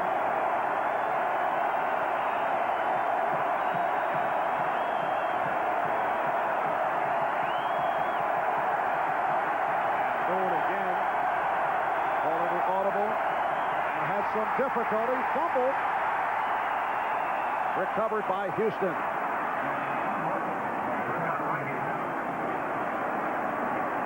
Since the first quarter, the Houston Oilers have been going with like 4 wideouts the whole time. Now they're back to their normal offense with Jamie Williams. That first play they ran was a first down was 10 yards. Jamie Williams, number 87, is in the game. And when I was down there Wednesday, I saw him line up in the backfield with Moon. Jamie Williams caught a pass last week, his first reception in 9 games, and then landed on the pointed end of the football and hurt himself. Second down, 13. Going with time and going deep, but overthrows. Intended for Hayward Jeffries. Hayward Jeffries ducked. He actually ducked. I knew he, when looking at it, the ball coming at him, knew he couldn't catch it, but he also knew that Leonard Smith was coming. Watch Jeffries. He sees Smith coming across. Now watch him duck his shoulder. Here comes the ball. Wait, whoops. I don't have a shot at it, and you're having a shot at me. Here go the shoulders down. Whoops, excuse me. Is this the loudest crowd that you have heard here at Rich Stadium? Oh, yeah, no question about it. No question about it. And there's not an empty seat in this building either. Third down, 13. Moon could not find anyone. Comes back the other way. Still looking. And incomplete. Alonzo Highsmith, who was further downfield, did come back. Cornelius Bennett suggesting we want more noise. He loves it. I mean, he smiles all the time. He's like that in practice. He goes 100% all the time. Here's Moon scrambling around, and eventually that guy standing next to him, number 32, is the guy who's going to throw to Alonzo Highsmith. He goes to his right. There's nobody there. He goes back this side. In the blocking, he's picked up very well. Monchuk come in. They got some good blocks. If Moon would have stopped and set himself, he knew when he threw the ball, he would have had the completion. Montgomery just did elude Riddick once again. A return by Tucker, getting up across the 40-yard line, a 43-yard punt. Grimsley on the stop, 13-yard return, and some more pushing and shoving. It has actually been a low penalty game. Houston hit with only 5, and Buffalo with 5. Now, you know what Glanville told us? Glanville said if we don't have at least 10 penalties, we can't win a ball game. And 5 penalties is almost, for this guy, it's penalty-free. In effect, he equates that with the fiery play. But he also said one thing, Marv, in the last 2 minutes of a ball game, if we have a chance of winning the ball game, they do not take a penalty in the last 2 minutes. First down for the 41 as Kelly completes. Chris Burkett on the reception for 26 yards. Richard Johnson got him out of bounds. This is a beautiful pass, Marv. What happens? Watch Kelly. He looks to his right first. Now he's going to come back to his left. He sees Burkett breaking it off to the corner, and he just lost the ball over the defense right into his arm. There's no way you don't catch that ball. Third catch of the day for Burkett in his 4th year out of Jackson State. First down at the 33. So the Bills back to the passing game. Mueller off the swing with nowhere to go. Try to make the turn, but Bostic and Brown right there. And he picked up only 2.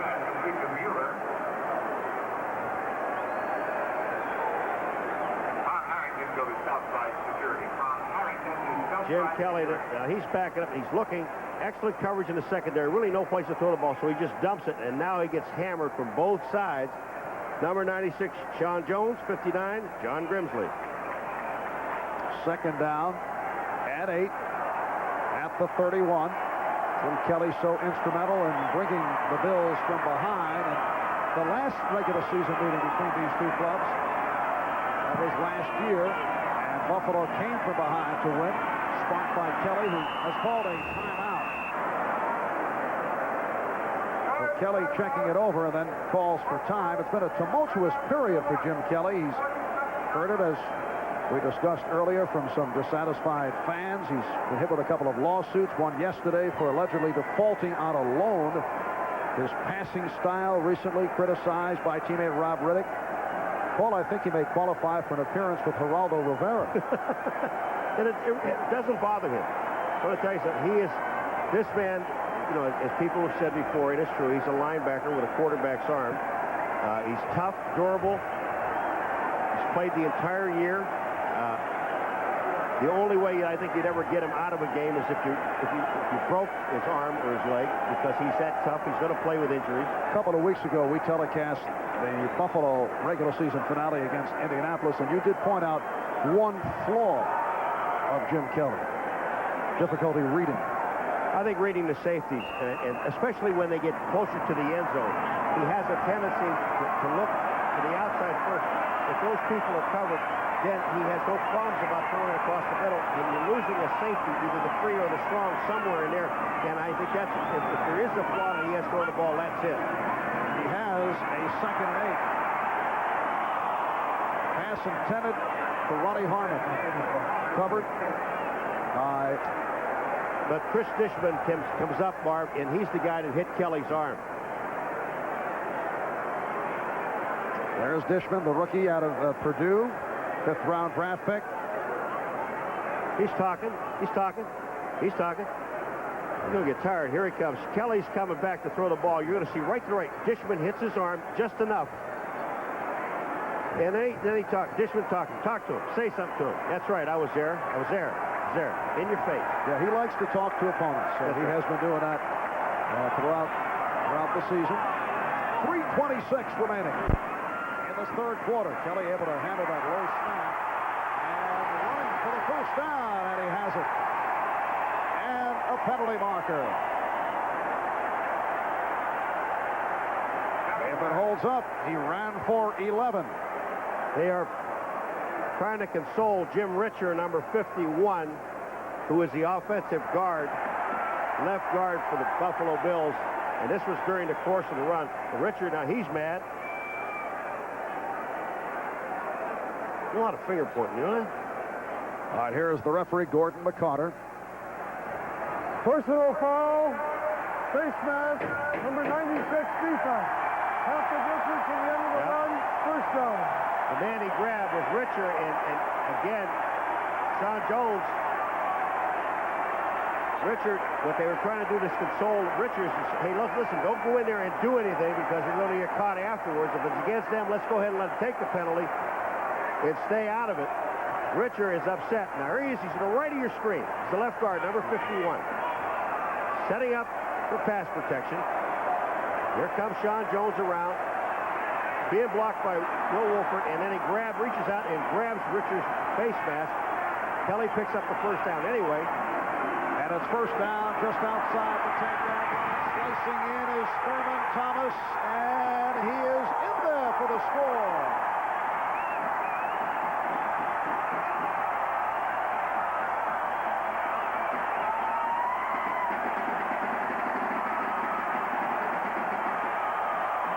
The rookie from Oklahoma State, who played in front of Barry Sanders last year, has had a superb day, and he has added to that Buffalo lead. It's the Bills 13, the Oilers 3.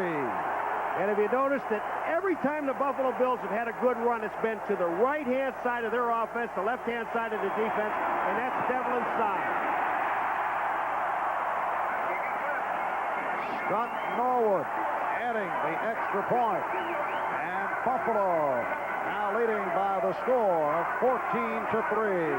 Here comes Thurman Thomas. The blocking is there. Just most of the people are on the ground. Thurman Thomas breaks a tackle by Al Smith, number 54, and then continues on with his continuous effort into the end zone. But the excellent blocking by the right side of the Buffalo Bills offensive line. This super play.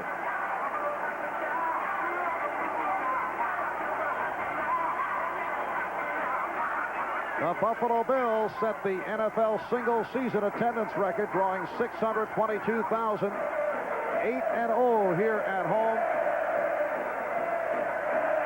offense had gone stale in recent weeks. They had dropped 3 of the last 4, but they have the Oilers on the run. 14-3 Buffalo lead. Now, you think Warren Moon's going to even hear himself think, let alone talk? This place is going to go crazy. Just under 3 minutes remaining. Third quarter. Lorenzo White is the deep man. He is back along with Pinkett and Tillman as Norwood tees it up.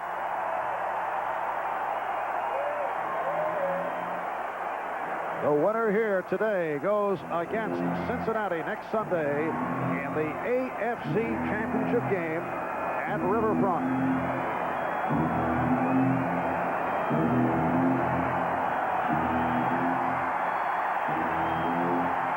Here's White out to the 10. Again, good coverage by the Bills, one of their strong points.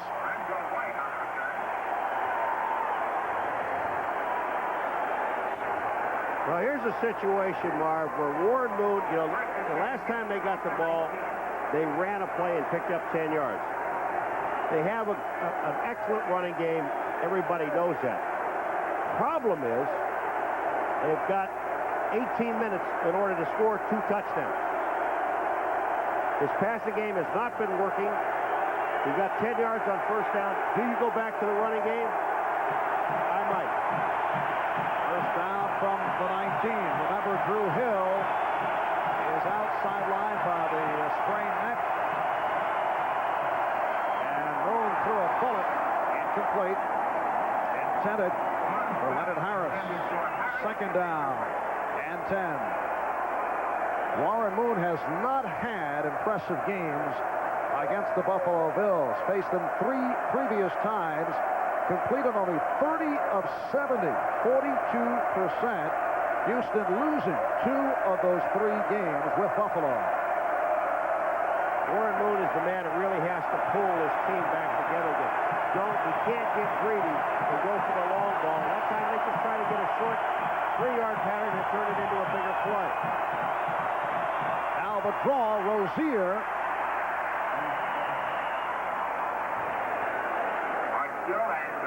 Art Still on the stop. We've been talking about the Buffalo Bills' success here at Rich Stadium. Looking at the other side of the ledger, Houston on the road, 4-5, and that includes the victory of the wild card playoff game last week in Cleveland. You just feel that the intensity of the team is not there when they're on the road. And you know that Glanville really can't put a finger on it. He doesn't know what the problem is. And they were awfully loose for what that is worth prior to the game, but still a long way to go. They're down 14-3. Moon incomplete. He is 0 for his last 7. 0 for 7 in this third quarter. They went to 4 defensive linemen, they being the Buffalo Bills, and Art Still almost got to Moon. He is the man that forced Moon to throw the ball into the ground. Marv Levy trying to control his players. Get off the field, please, so we can get the punt return team on. And the punt return team has put some pressure on this man, the rookie from Michigan State, who has been a disappointment. Third-round draft pick. He's also been bothered by a pulled hamstring. Montgomery punting for the 5th time. Oh, he hit it. He hit it. Oh, good one here, yes. Tucker to his 20. Penalty marker is down. Reverses his field. And broke tackles to get out to the 40. A beautiful return. 61-yard punt. And a 20-yard return. Walter Johnson on the tackle.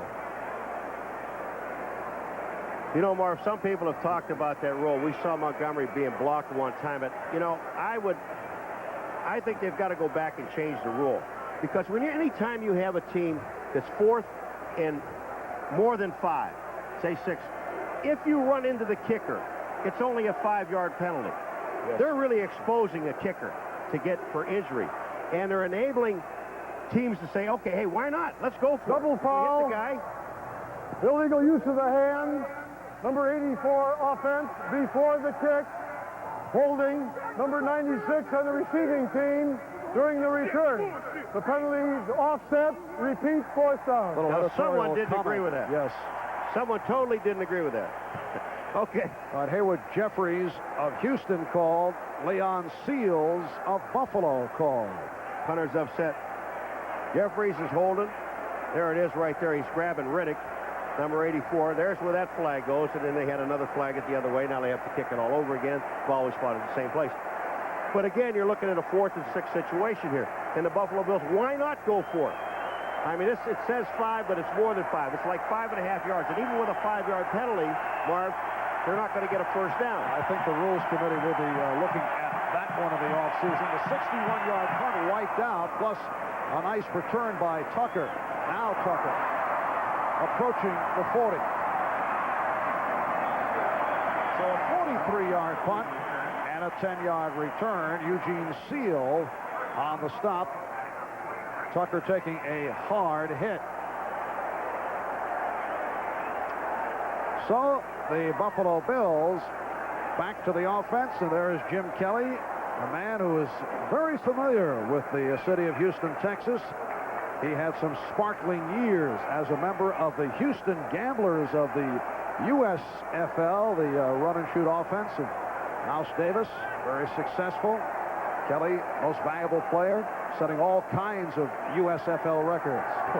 He threw the ball enough. I think in 1 year he was sacked 79 times in 1 year. Sacked. First down at the 43-minute-and-a-half left, third quarter. And Kelly going deep. Wide open, Andre Reed.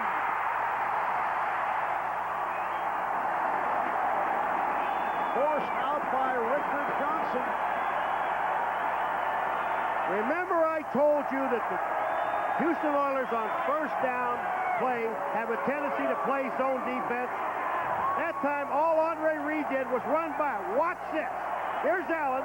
He's sitting in zone. He's waiting for a safety to come over to Andre Reed. The safety never gets over there. You also have Metzelars, who is the tight end, running downfield with a safety, Richard Johnson. No one came over to cover Andre Reed. Kelly read it. Bang. Well, almost touchdown. Down to the 2-yard line. Richard Johnson replacing the injured Jeff Donaldson, who's sidelined for the game. 55-yard pass play. Andre Reed with his 4th catch. And the Bills have a 1st and goal at the 2. Riddick and Byram now in the backfield. A minute 23 remaining. Third quarter.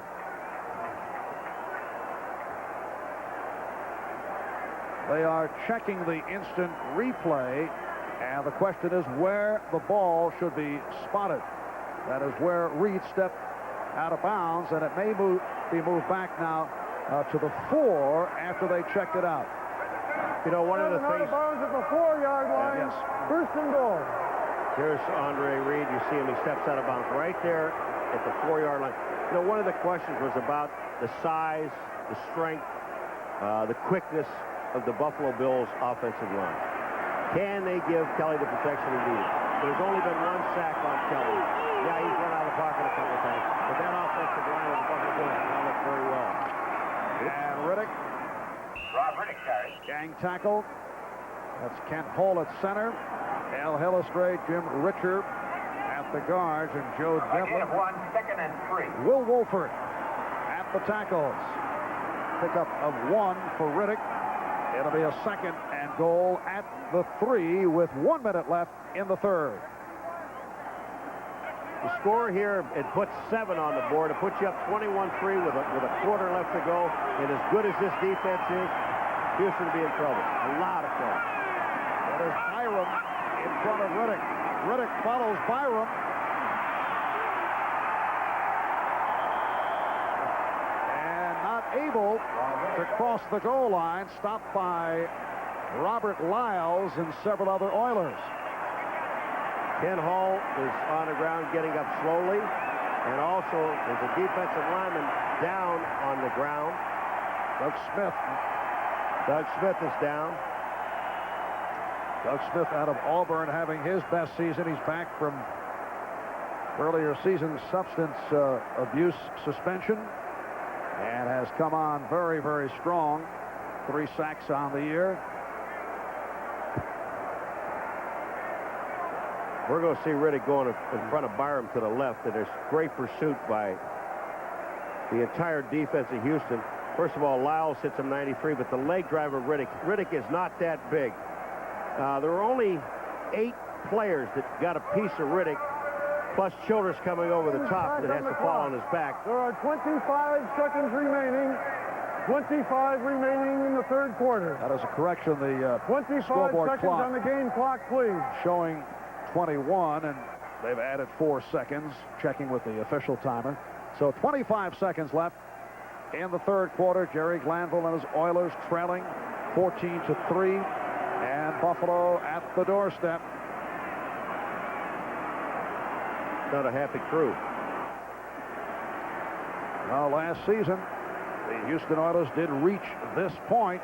They defeated Seattle in a thrilling overtime victory at the Astrodome in Houston, and then they were blown out by the Broncos in Denver. Right off the bat. I mean, what's like Denver? I'll tell you, I was standing on the sidelines in that game last year, and with Ahmad Rashad, we were doing some reports, and when Denver scored right off the bat, right after that turnover, Ahmad looked at me with like 2 minutes into the game and said, "Game's over." Kid you? We got to look at that earlier here this afternoon. It is a third and goal at the 1. Metzelaars in motion. And Riddick can cross it. No, he did not. Now what do you do? I kick a field goal. At the end of the quarter, they'll have time to make a decision.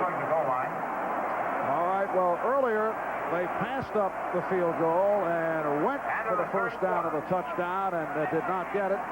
And Jim Kelly describing to Marv Levy, we have that much to go. As Riddick is stopped, he is stacked up. 3 quarters complete here in Buffalo. And the Bills lead the Oilers 14-3. Tuesday, a DJ's #1 with a bullet. First-degree murder. Inquiring minds want to know who done it. The kind of man my mother warned me about. You sound like you love it. Matlock Tuesday. Grow with us, with the health plan. You can grow with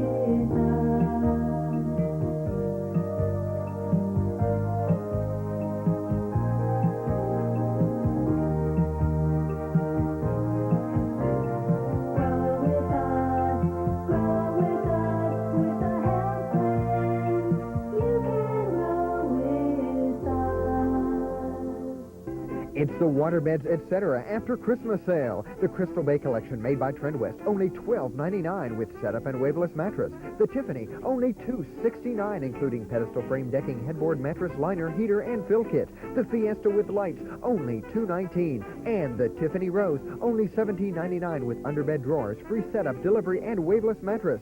The after Christmas sale at Waterbeds, etc. 90 days seamless cash and free delivery with any bedroom suit. Waterbeds, etc. Find out for yourself why Cardinal Motors has become the Valley's largest GMC dealer.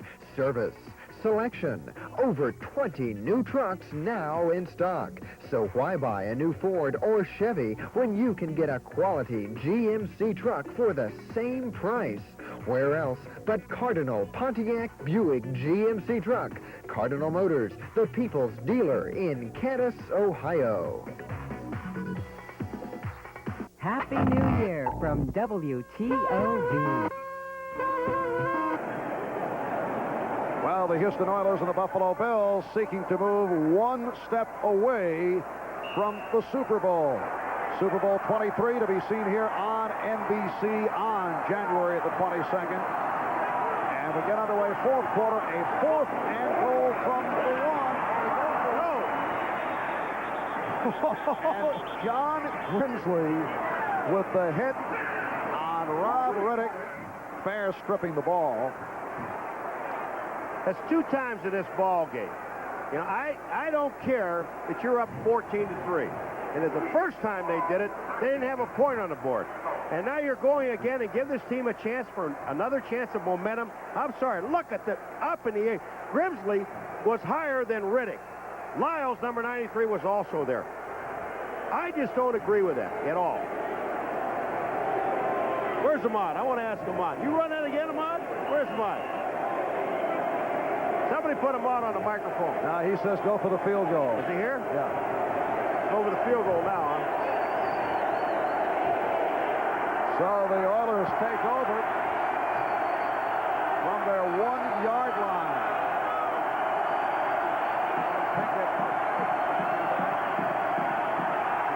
The snowball is being thrown in the direction of the Houston backfield.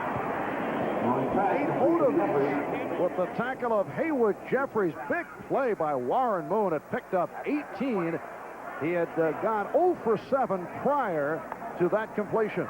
Look at the stats. Now you see how the game pulled. Remember halftime how close everything seemed to be?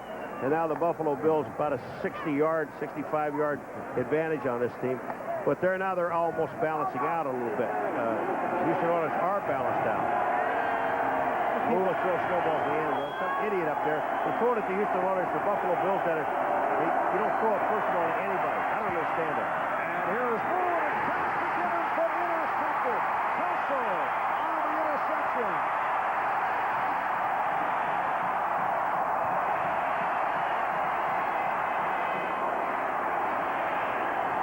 Curtis Duncan made the tackle of Mark Kelso, who during the regular season picked off 7, which was tied for second in the AFC for the Bills. Their first interception since back in Week 11 against Miami. Coming out from the goal line, there's a lot of clutter in the middle of the field. Just take a look at this ball. Wasn't even close to Gibbons.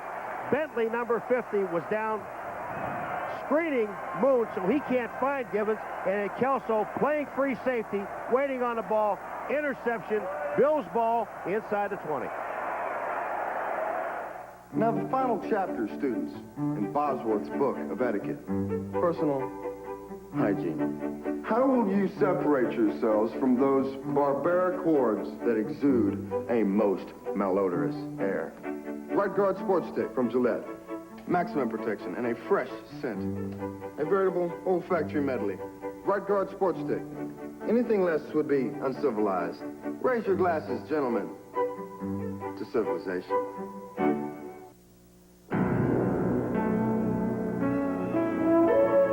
Introducing the all-new Plymouth Acclaim LX.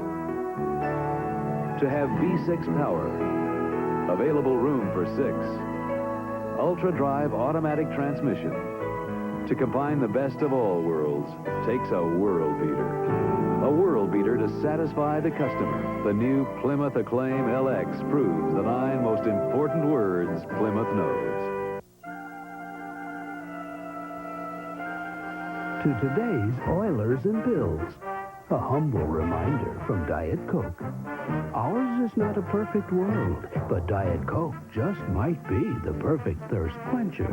With real cola taste and just 1 calorie, you can drink more of it. So it's the perfect soft drink for an imperfect world. Just for the taste of it, Diet Coke.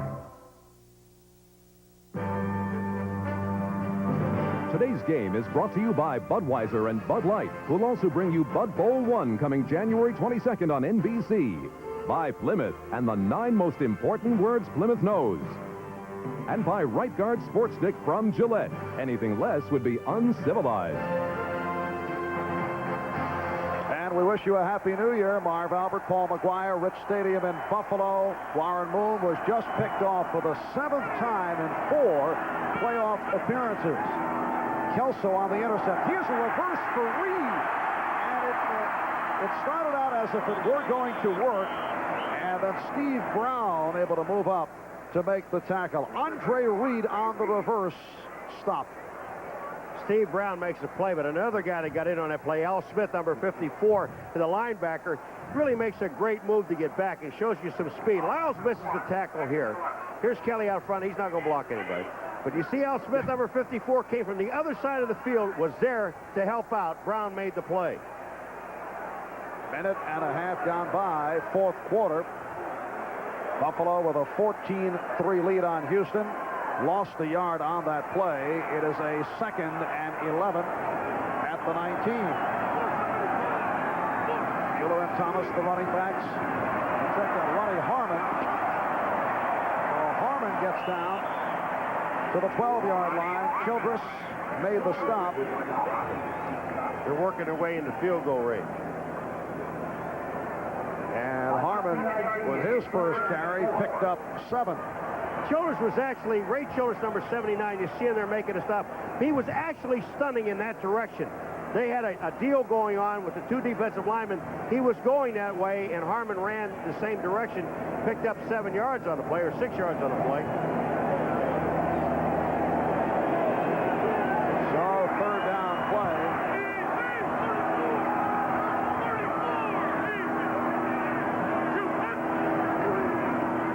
And Riddick cutting inside the 10.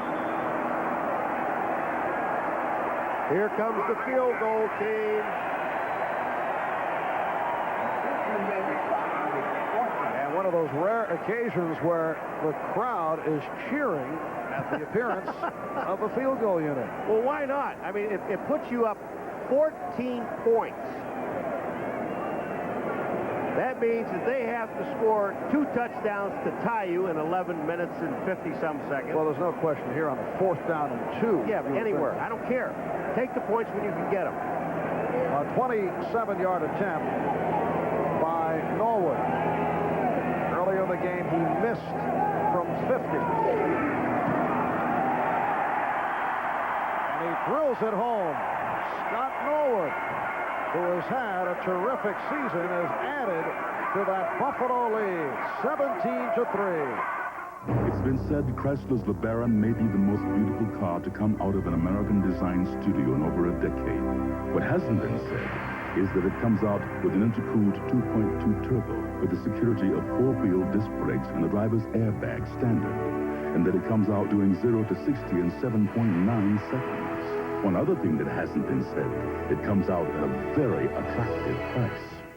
Now, with holiday savings, get $500 cash back on LeBaron. One night, not too many years from now, some companies will have great cause for celebration. They'll be the ones who used information and technology, not merely as a way to compute, but as a way to compete. Anderson Consulting would like to help you be one of them.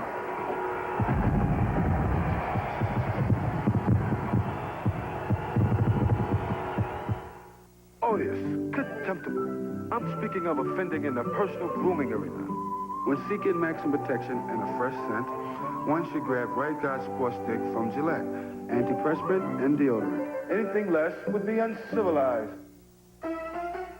Land sailing on the dry lakes of Black Rock, Nevada, and the great taste of old Milwaukee beer. There's nothing like the flavor of a special place in old Milwaukee beer. It doesn't get any better than this. Brutus the barber knows that a good haircut can be expensive, but for outlaw Ron Bass, I'll do it for free on Saturday night's main event. Scott Norwood's 27-yard field goal, giving the Buffalo Bills a 17-3 lead. There's Shane Conlon sidelined today because of a foot injury. Pro Bowl man, 2nd season out of Penn State. Scott Radicic replacing Conlon, and he is said to be iffy should the Bills go on and face Cincinnati next week. And the man, I talked to him yesterday, and Shane, he's so down about this thing. He wants to play so badly, and if anybody could play, this guy could. They just said there's no way. Here is the kickoff from Norwood. Spencer Tillman on the return.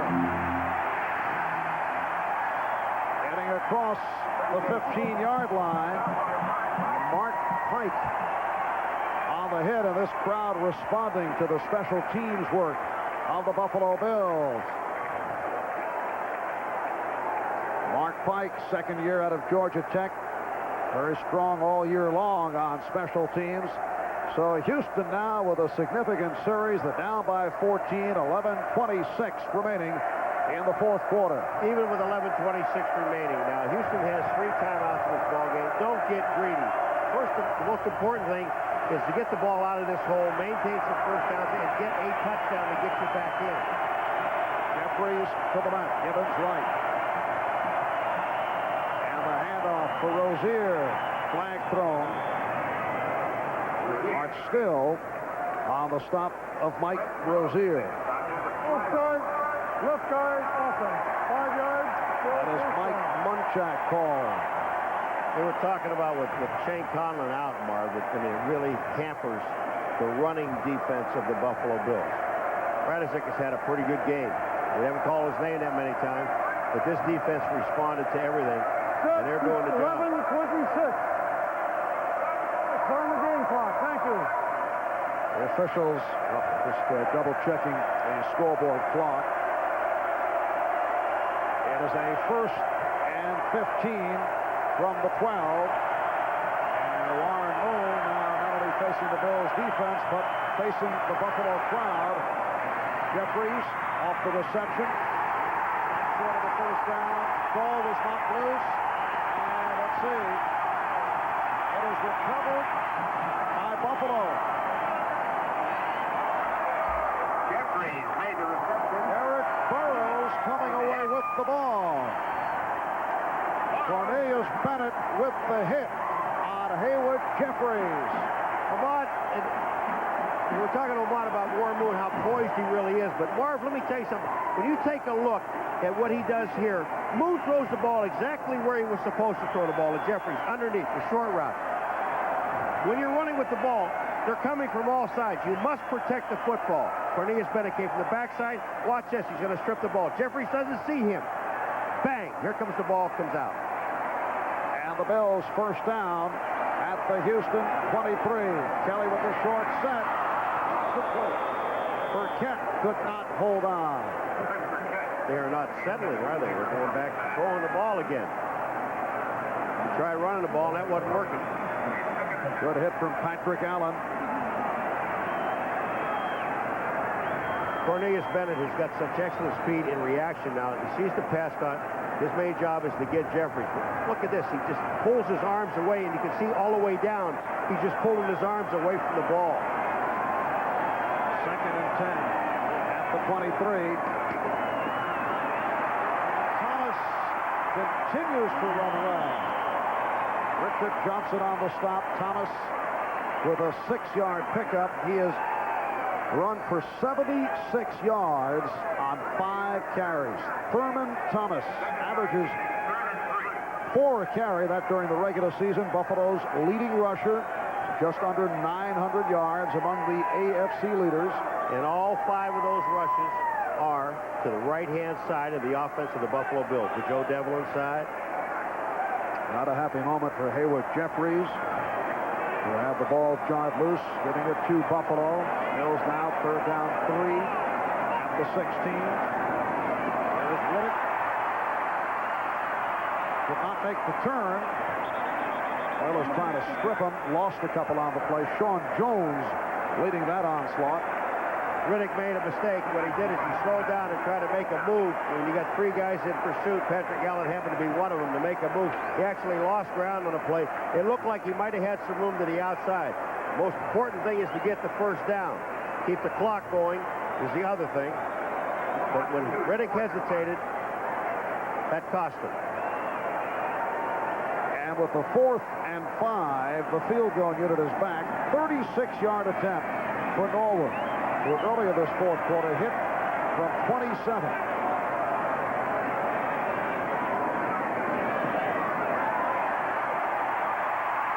No good. And that could be critical with 9:34 remaining. So Norwood, who has had a tremendous season, missing what could be a big one. Alex Jeffries' expression on his face. He's sitting on the bench now. When the field goal is missed, watch his eyes. He'll look to his left to see if someone said, hey, everything was all right. Well, it wasn't all right. You fumbled the ball. And he's patting him on the back. Get back in the game and do something. And the Oilers now back to the offense. First down from the 20. Moon dumps it off to Pinkett. He has the first down and some more. Out to the 35, 15-yard pickup. Darryl Talley on the stop. Be patient. Just be patient. You've got over 9 minutes to go in this ball game. If you can put a touchdown, they're going to have to hurry up offense. But if you can put a touchdown on the board within 4 minutes, you'll still have 3 timeouts and time to get the ball back. Moore was looking for Gibbons, but he was well covered and just looking to run out. He was looking at the near side for Ernest Gibbons, and wisely did not throw. Picked up 3 on the play. It will be a 2nd and 7 at the 38. Ernest Gibbons came back and got a block on Radicic. They're going to throw it to me. I'll come back and help you by blocking. What is that? I would not even venture a guess. Now Jeffries to the left. Duncan comes to the right. 9 minutes remaining, 4th quarter. Moon able to complete. Leonard Harris on stop by Mark Kelso. A 30-yard pass play, and that quiets the crowd. And they've only used about 35 seconds off the clock so far. Moon just caught it in the seam, and when he pumps it downfield, Leonard Harris is there. Watch Moon. He reads, he looks, the same man all the way down the field. They never got over in a position. Leonard Smith, number 46, never got there. First down at the 33. Here's Pinkett. He broke a tackle. Alan Pinkett getting to the 25-yard line. Leonard Smith on the stop. Alan Pinkett, a major factor, MVP in the wild card victory last week in Cleveland. He has very strong legs. Flag has been thrown. Alan Pinkett with the muscular legs and very adept at breaking tackles. Penalty against the Bills. Actually, Pinkett picked up about 7 yards. I would imagine you take the penalty because it'll still be 1st and 5. Even though you give back a couple yards, you maintain another down. Well, he's a lot closer than that. He picked up almost 9. Maybe you don't.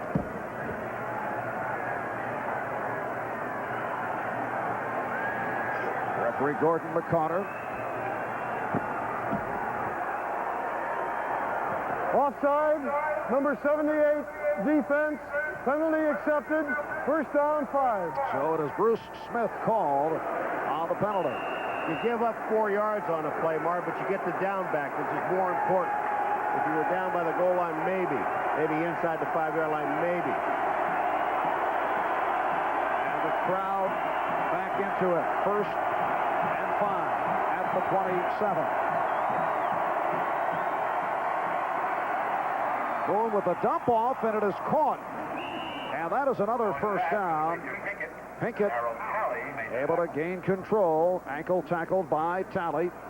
And it is a 1st down for Houston. They trail 17-3 with 7:40 left in the 4th. And again, the Oilers to the hurry-up. All he has to do is be patient. Don't try to grab it all.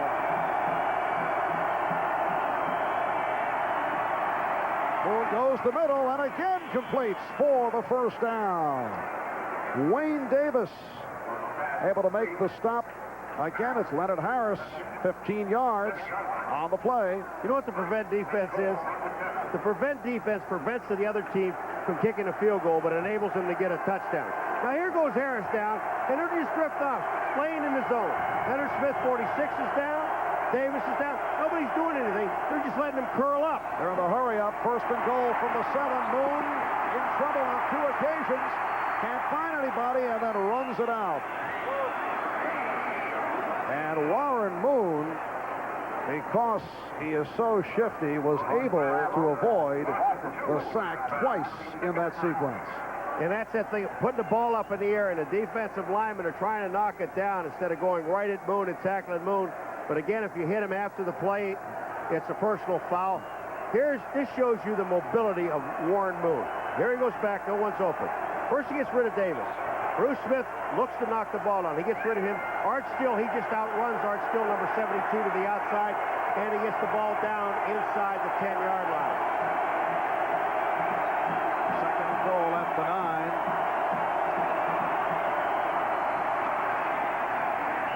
Highsmith for a short pickup still.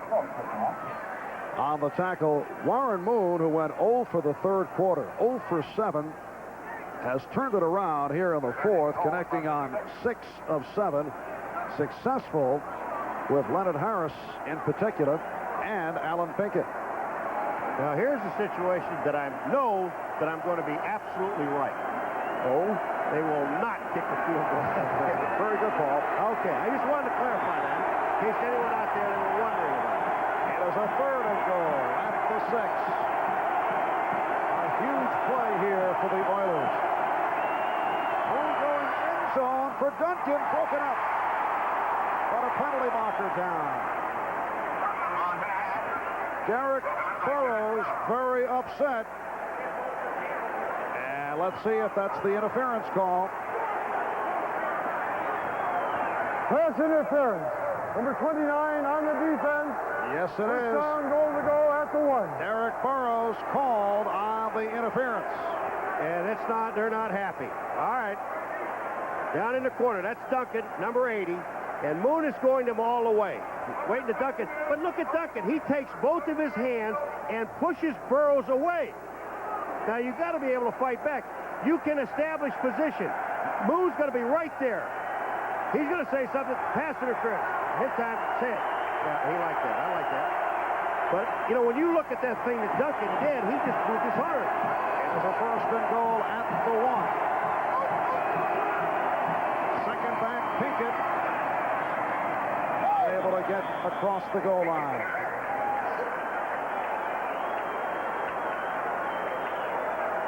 In Houston, they're wasted time. Now we're down to 5:50 and counting, 5:47, and it's counting. And they're walking back in the huddle. They have 3 downs to get it in the end zone.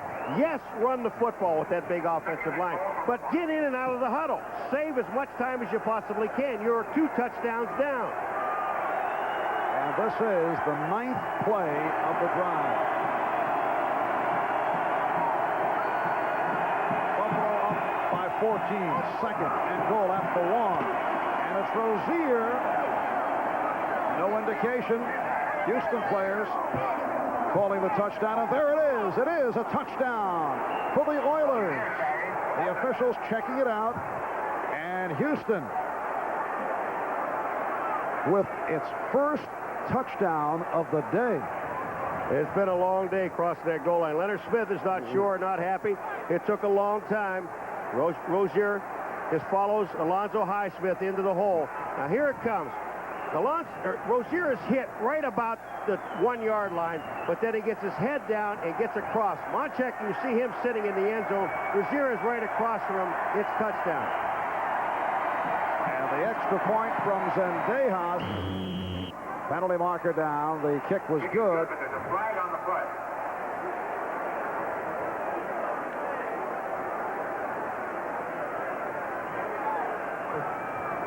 Illegal use of hands. Number 91 on the kicking team. 10-yard penalty. Free kick. All right, now this becomes a bit more interesting. Johnny Meads called on the penalty.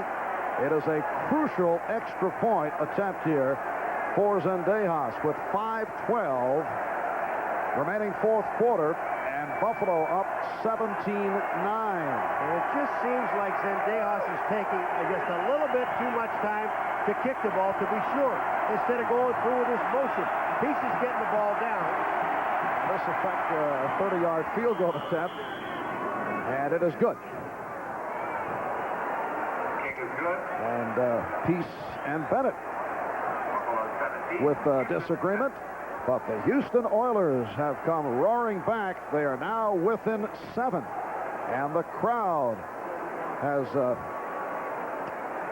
I would say, acoustically changed its tone with 5:12 remaining in the fourth quarter. Mike Rozier able to get it in. And he just went right up the back. He saw Lonzo Highsmith, number 32. He got in there, so I'll just follow him. Go right in behind him. He's bigger, stronger, not faster, though. There's Rozier, question mark, coming into today because of the rib injury.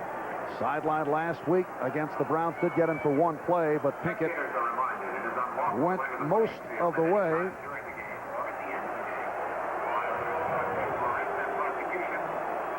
There was a little confrontation afterwards.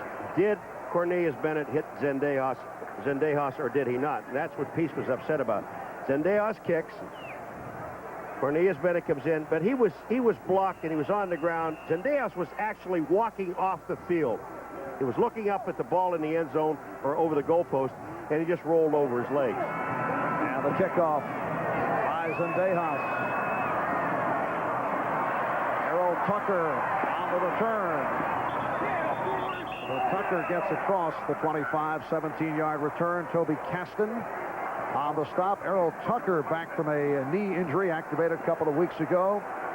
He was a fifth-round pick of Pittsburgh back in '85 and broke his leg on a punt return. Steelers waived him, and he has resurfaced with the Buffalo Bills. 9 plays, 80 yards, consuming almost 4.5 minutes, and Rozier brought it home. The Bills are going to run. They're going to run right, but I suspect they're going to pass.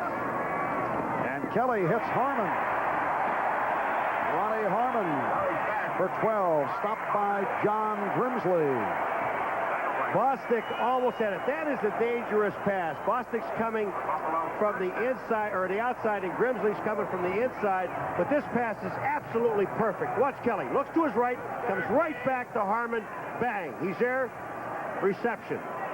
First down. I like it.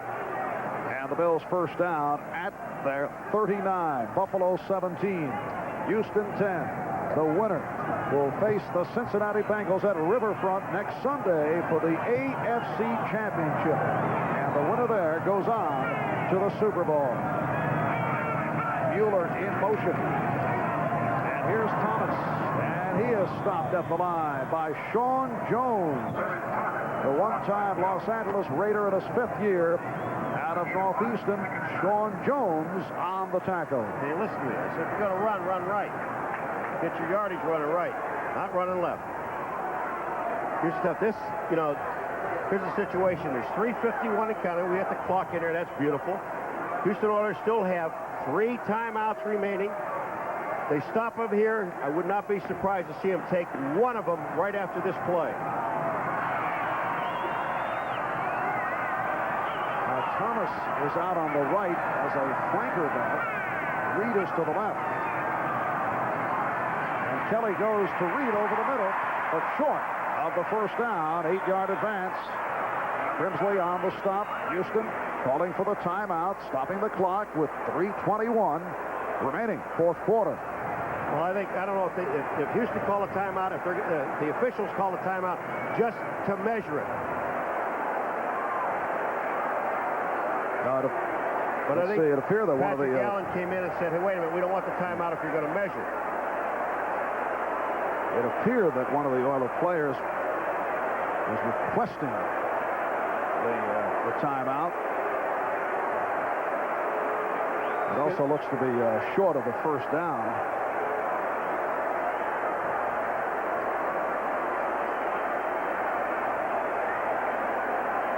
And at this moment, it is being called an official timeout. Houston not being charged with it. As long as they measure.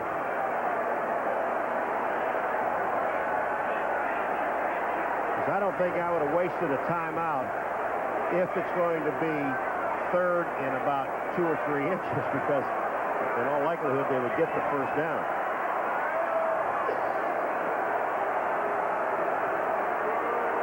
The reverse angle is wonderful, isn't it? Patrick Allen, please get out of the way. First down. Well, they did pick it up. So now there is no timeout. Houston still has their 3 timeouts.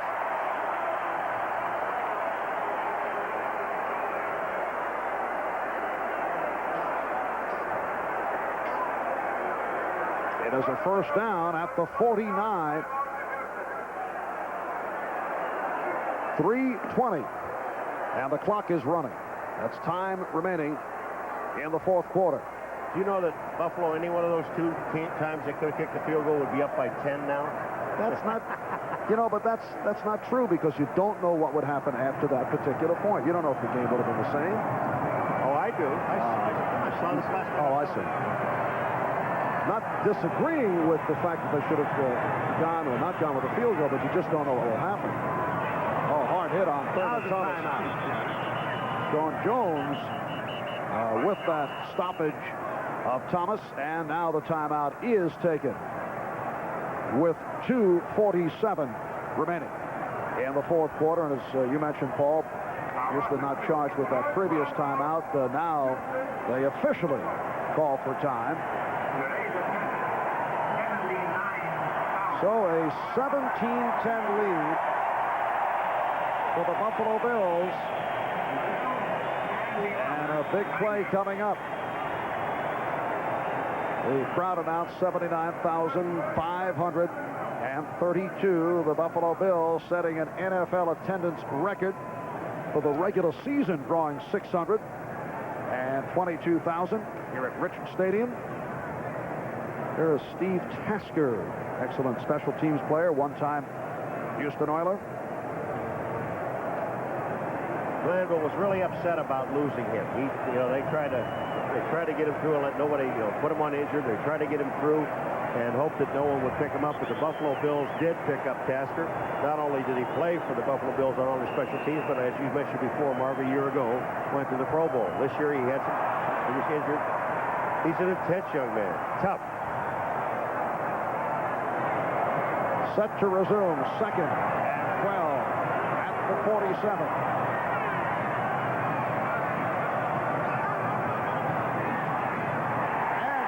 Completes for the first down to Trumaine Johnson. Domingo Bryant on the tackle, but a penalty marker is down. And I believe it's against the Buffalo Bills. What a beautiful pass, Marv. It was perfect. Holding. Number 51, offense, 10-yard penalty, repeat second down. That is Jim Richer, the left guard, and that wipes out the 14-yard pass play. And Kelly couldn't have thrown a more perfect pass. Jim Richer, number 51. You see him right there. He is just got Sean Jones.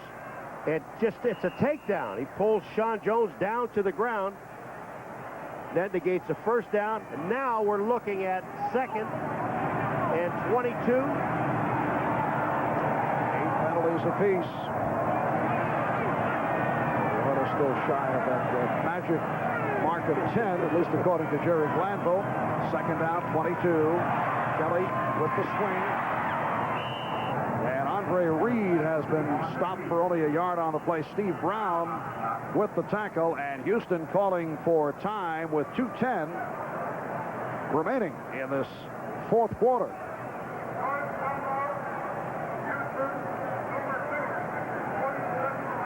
So the clock is stopped, and when we pick it up, Jim Kelly looking at a third down and 20. Back at the 35, the Houston Oilers very much alive in what has been a hard-hitting, superb divisional playoff game. The winner going against the Cincinnati Bengals on NBC. That'll be next Sunday at Riverfront. And I'm just looking about with Kelly coming back in this thing, I would be surprised to see him throw the football here. You're going to have third down in almost 20, Marv, and a mistake here could be costly. Run the ball, get it down to 2 minutes, then go ahead and punt the ball away. The defense has been almost flawless today. Put it in the hands of the defense, because a touchdown can only tie you. It can't beat you. So don't do anything foolish. Don't do anything stupid. Run a play here, then punt the ball, then play defense. You'll be in Cincinnati?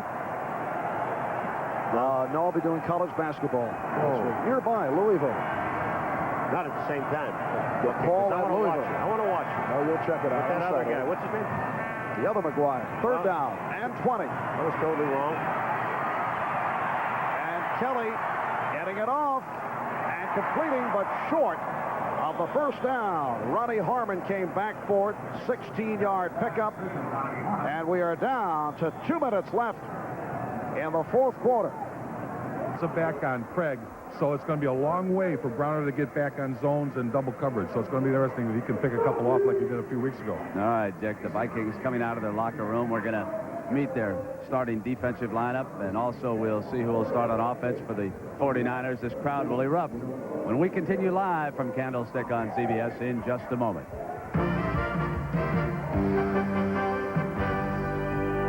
Boomer. He doesn't care about rolling out to his left either, throwing the ball back to the other side of the field. He's got the arm that can do it. He also has some pretty good running backs in his backfield. David Brooks. Hickey.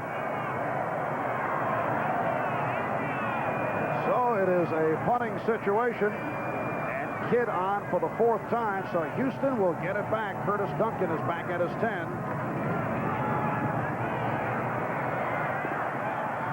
And Duncan out across the 20. He was stripped. And Buffalo has recovered.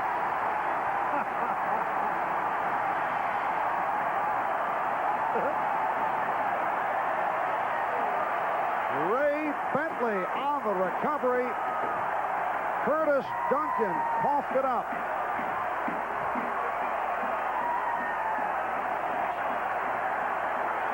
The hit issued by Steve Tasker. Bentley is the guy that said in the paper that Glanville kind of have his team feed on that we would rather play Houston than we would Cleveland. Here it comes.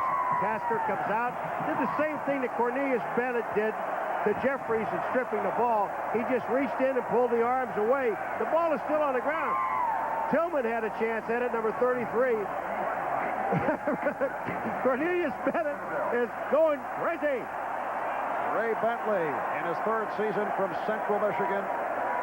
The leading tackler for the Buffalo Bills. There's the man who made the hit, Steve Tasker. So Buffalo takes over with 1:45 remaining 4th quarter and clinging to a 7-point lead. They go to the ground. Mueller to the 15-yard line. That's the 4th fumble by the Oilers today. The 2nd loss. Grimsley and Smith on the stop of Mueller. And Houston took their final timeout. There's 1:39, and the Buffalo Bills can run the clock out. And there is Curtis Duncan, 2nd-year man from Northwestern. Made an immediate impact as a rookie last year because he played on a pro-oriented offense at Northwestern, 10th-round draft pick. But we'll be thinking about that fumble for some time unless things turn here with 1:39 left. Leonard Smith, they're going crazy. You know, sometimes when you write about a game and you talk to coaches about it, said turnovers killed us. You know, talking about on the Houston side. But the Buffalo Bills defense forced those turnovers, stripping the ball away. 1:39 remaining 4th quarter. 2nd down and 7. And Mueller with a short pickup. Clock is running. Houston without any timeouts remaining. Mueller comes hobbling off. And he'll be replaced. Carl Byram running out of the field. And the Buffalo Bills celebrating as we come up on 1:10 left in this 4th quarter. Bruce Smith, number 78, Nate Odom, Leonard Smith, Tucker. Everybody's in there telling what they're going to see in Cincinnati.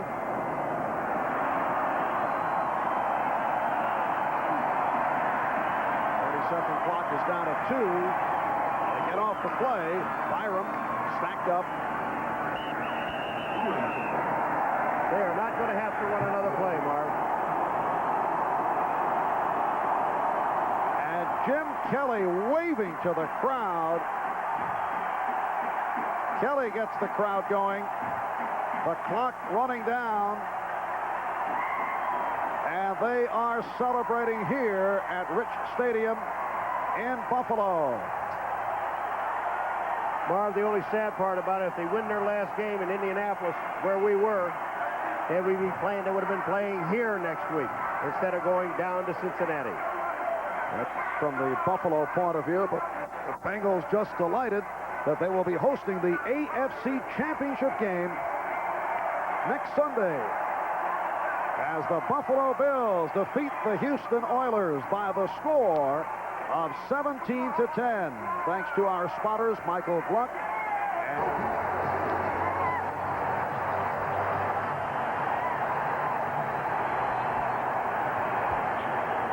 The crowd here at Candlestick has really climbed into this one early. So we'll come back with the opening kickoff, and we'll see you with the NFL today at halftime. Cincinnati. And they will be celebrating this well into the night here in Buffalo. We'll be right back.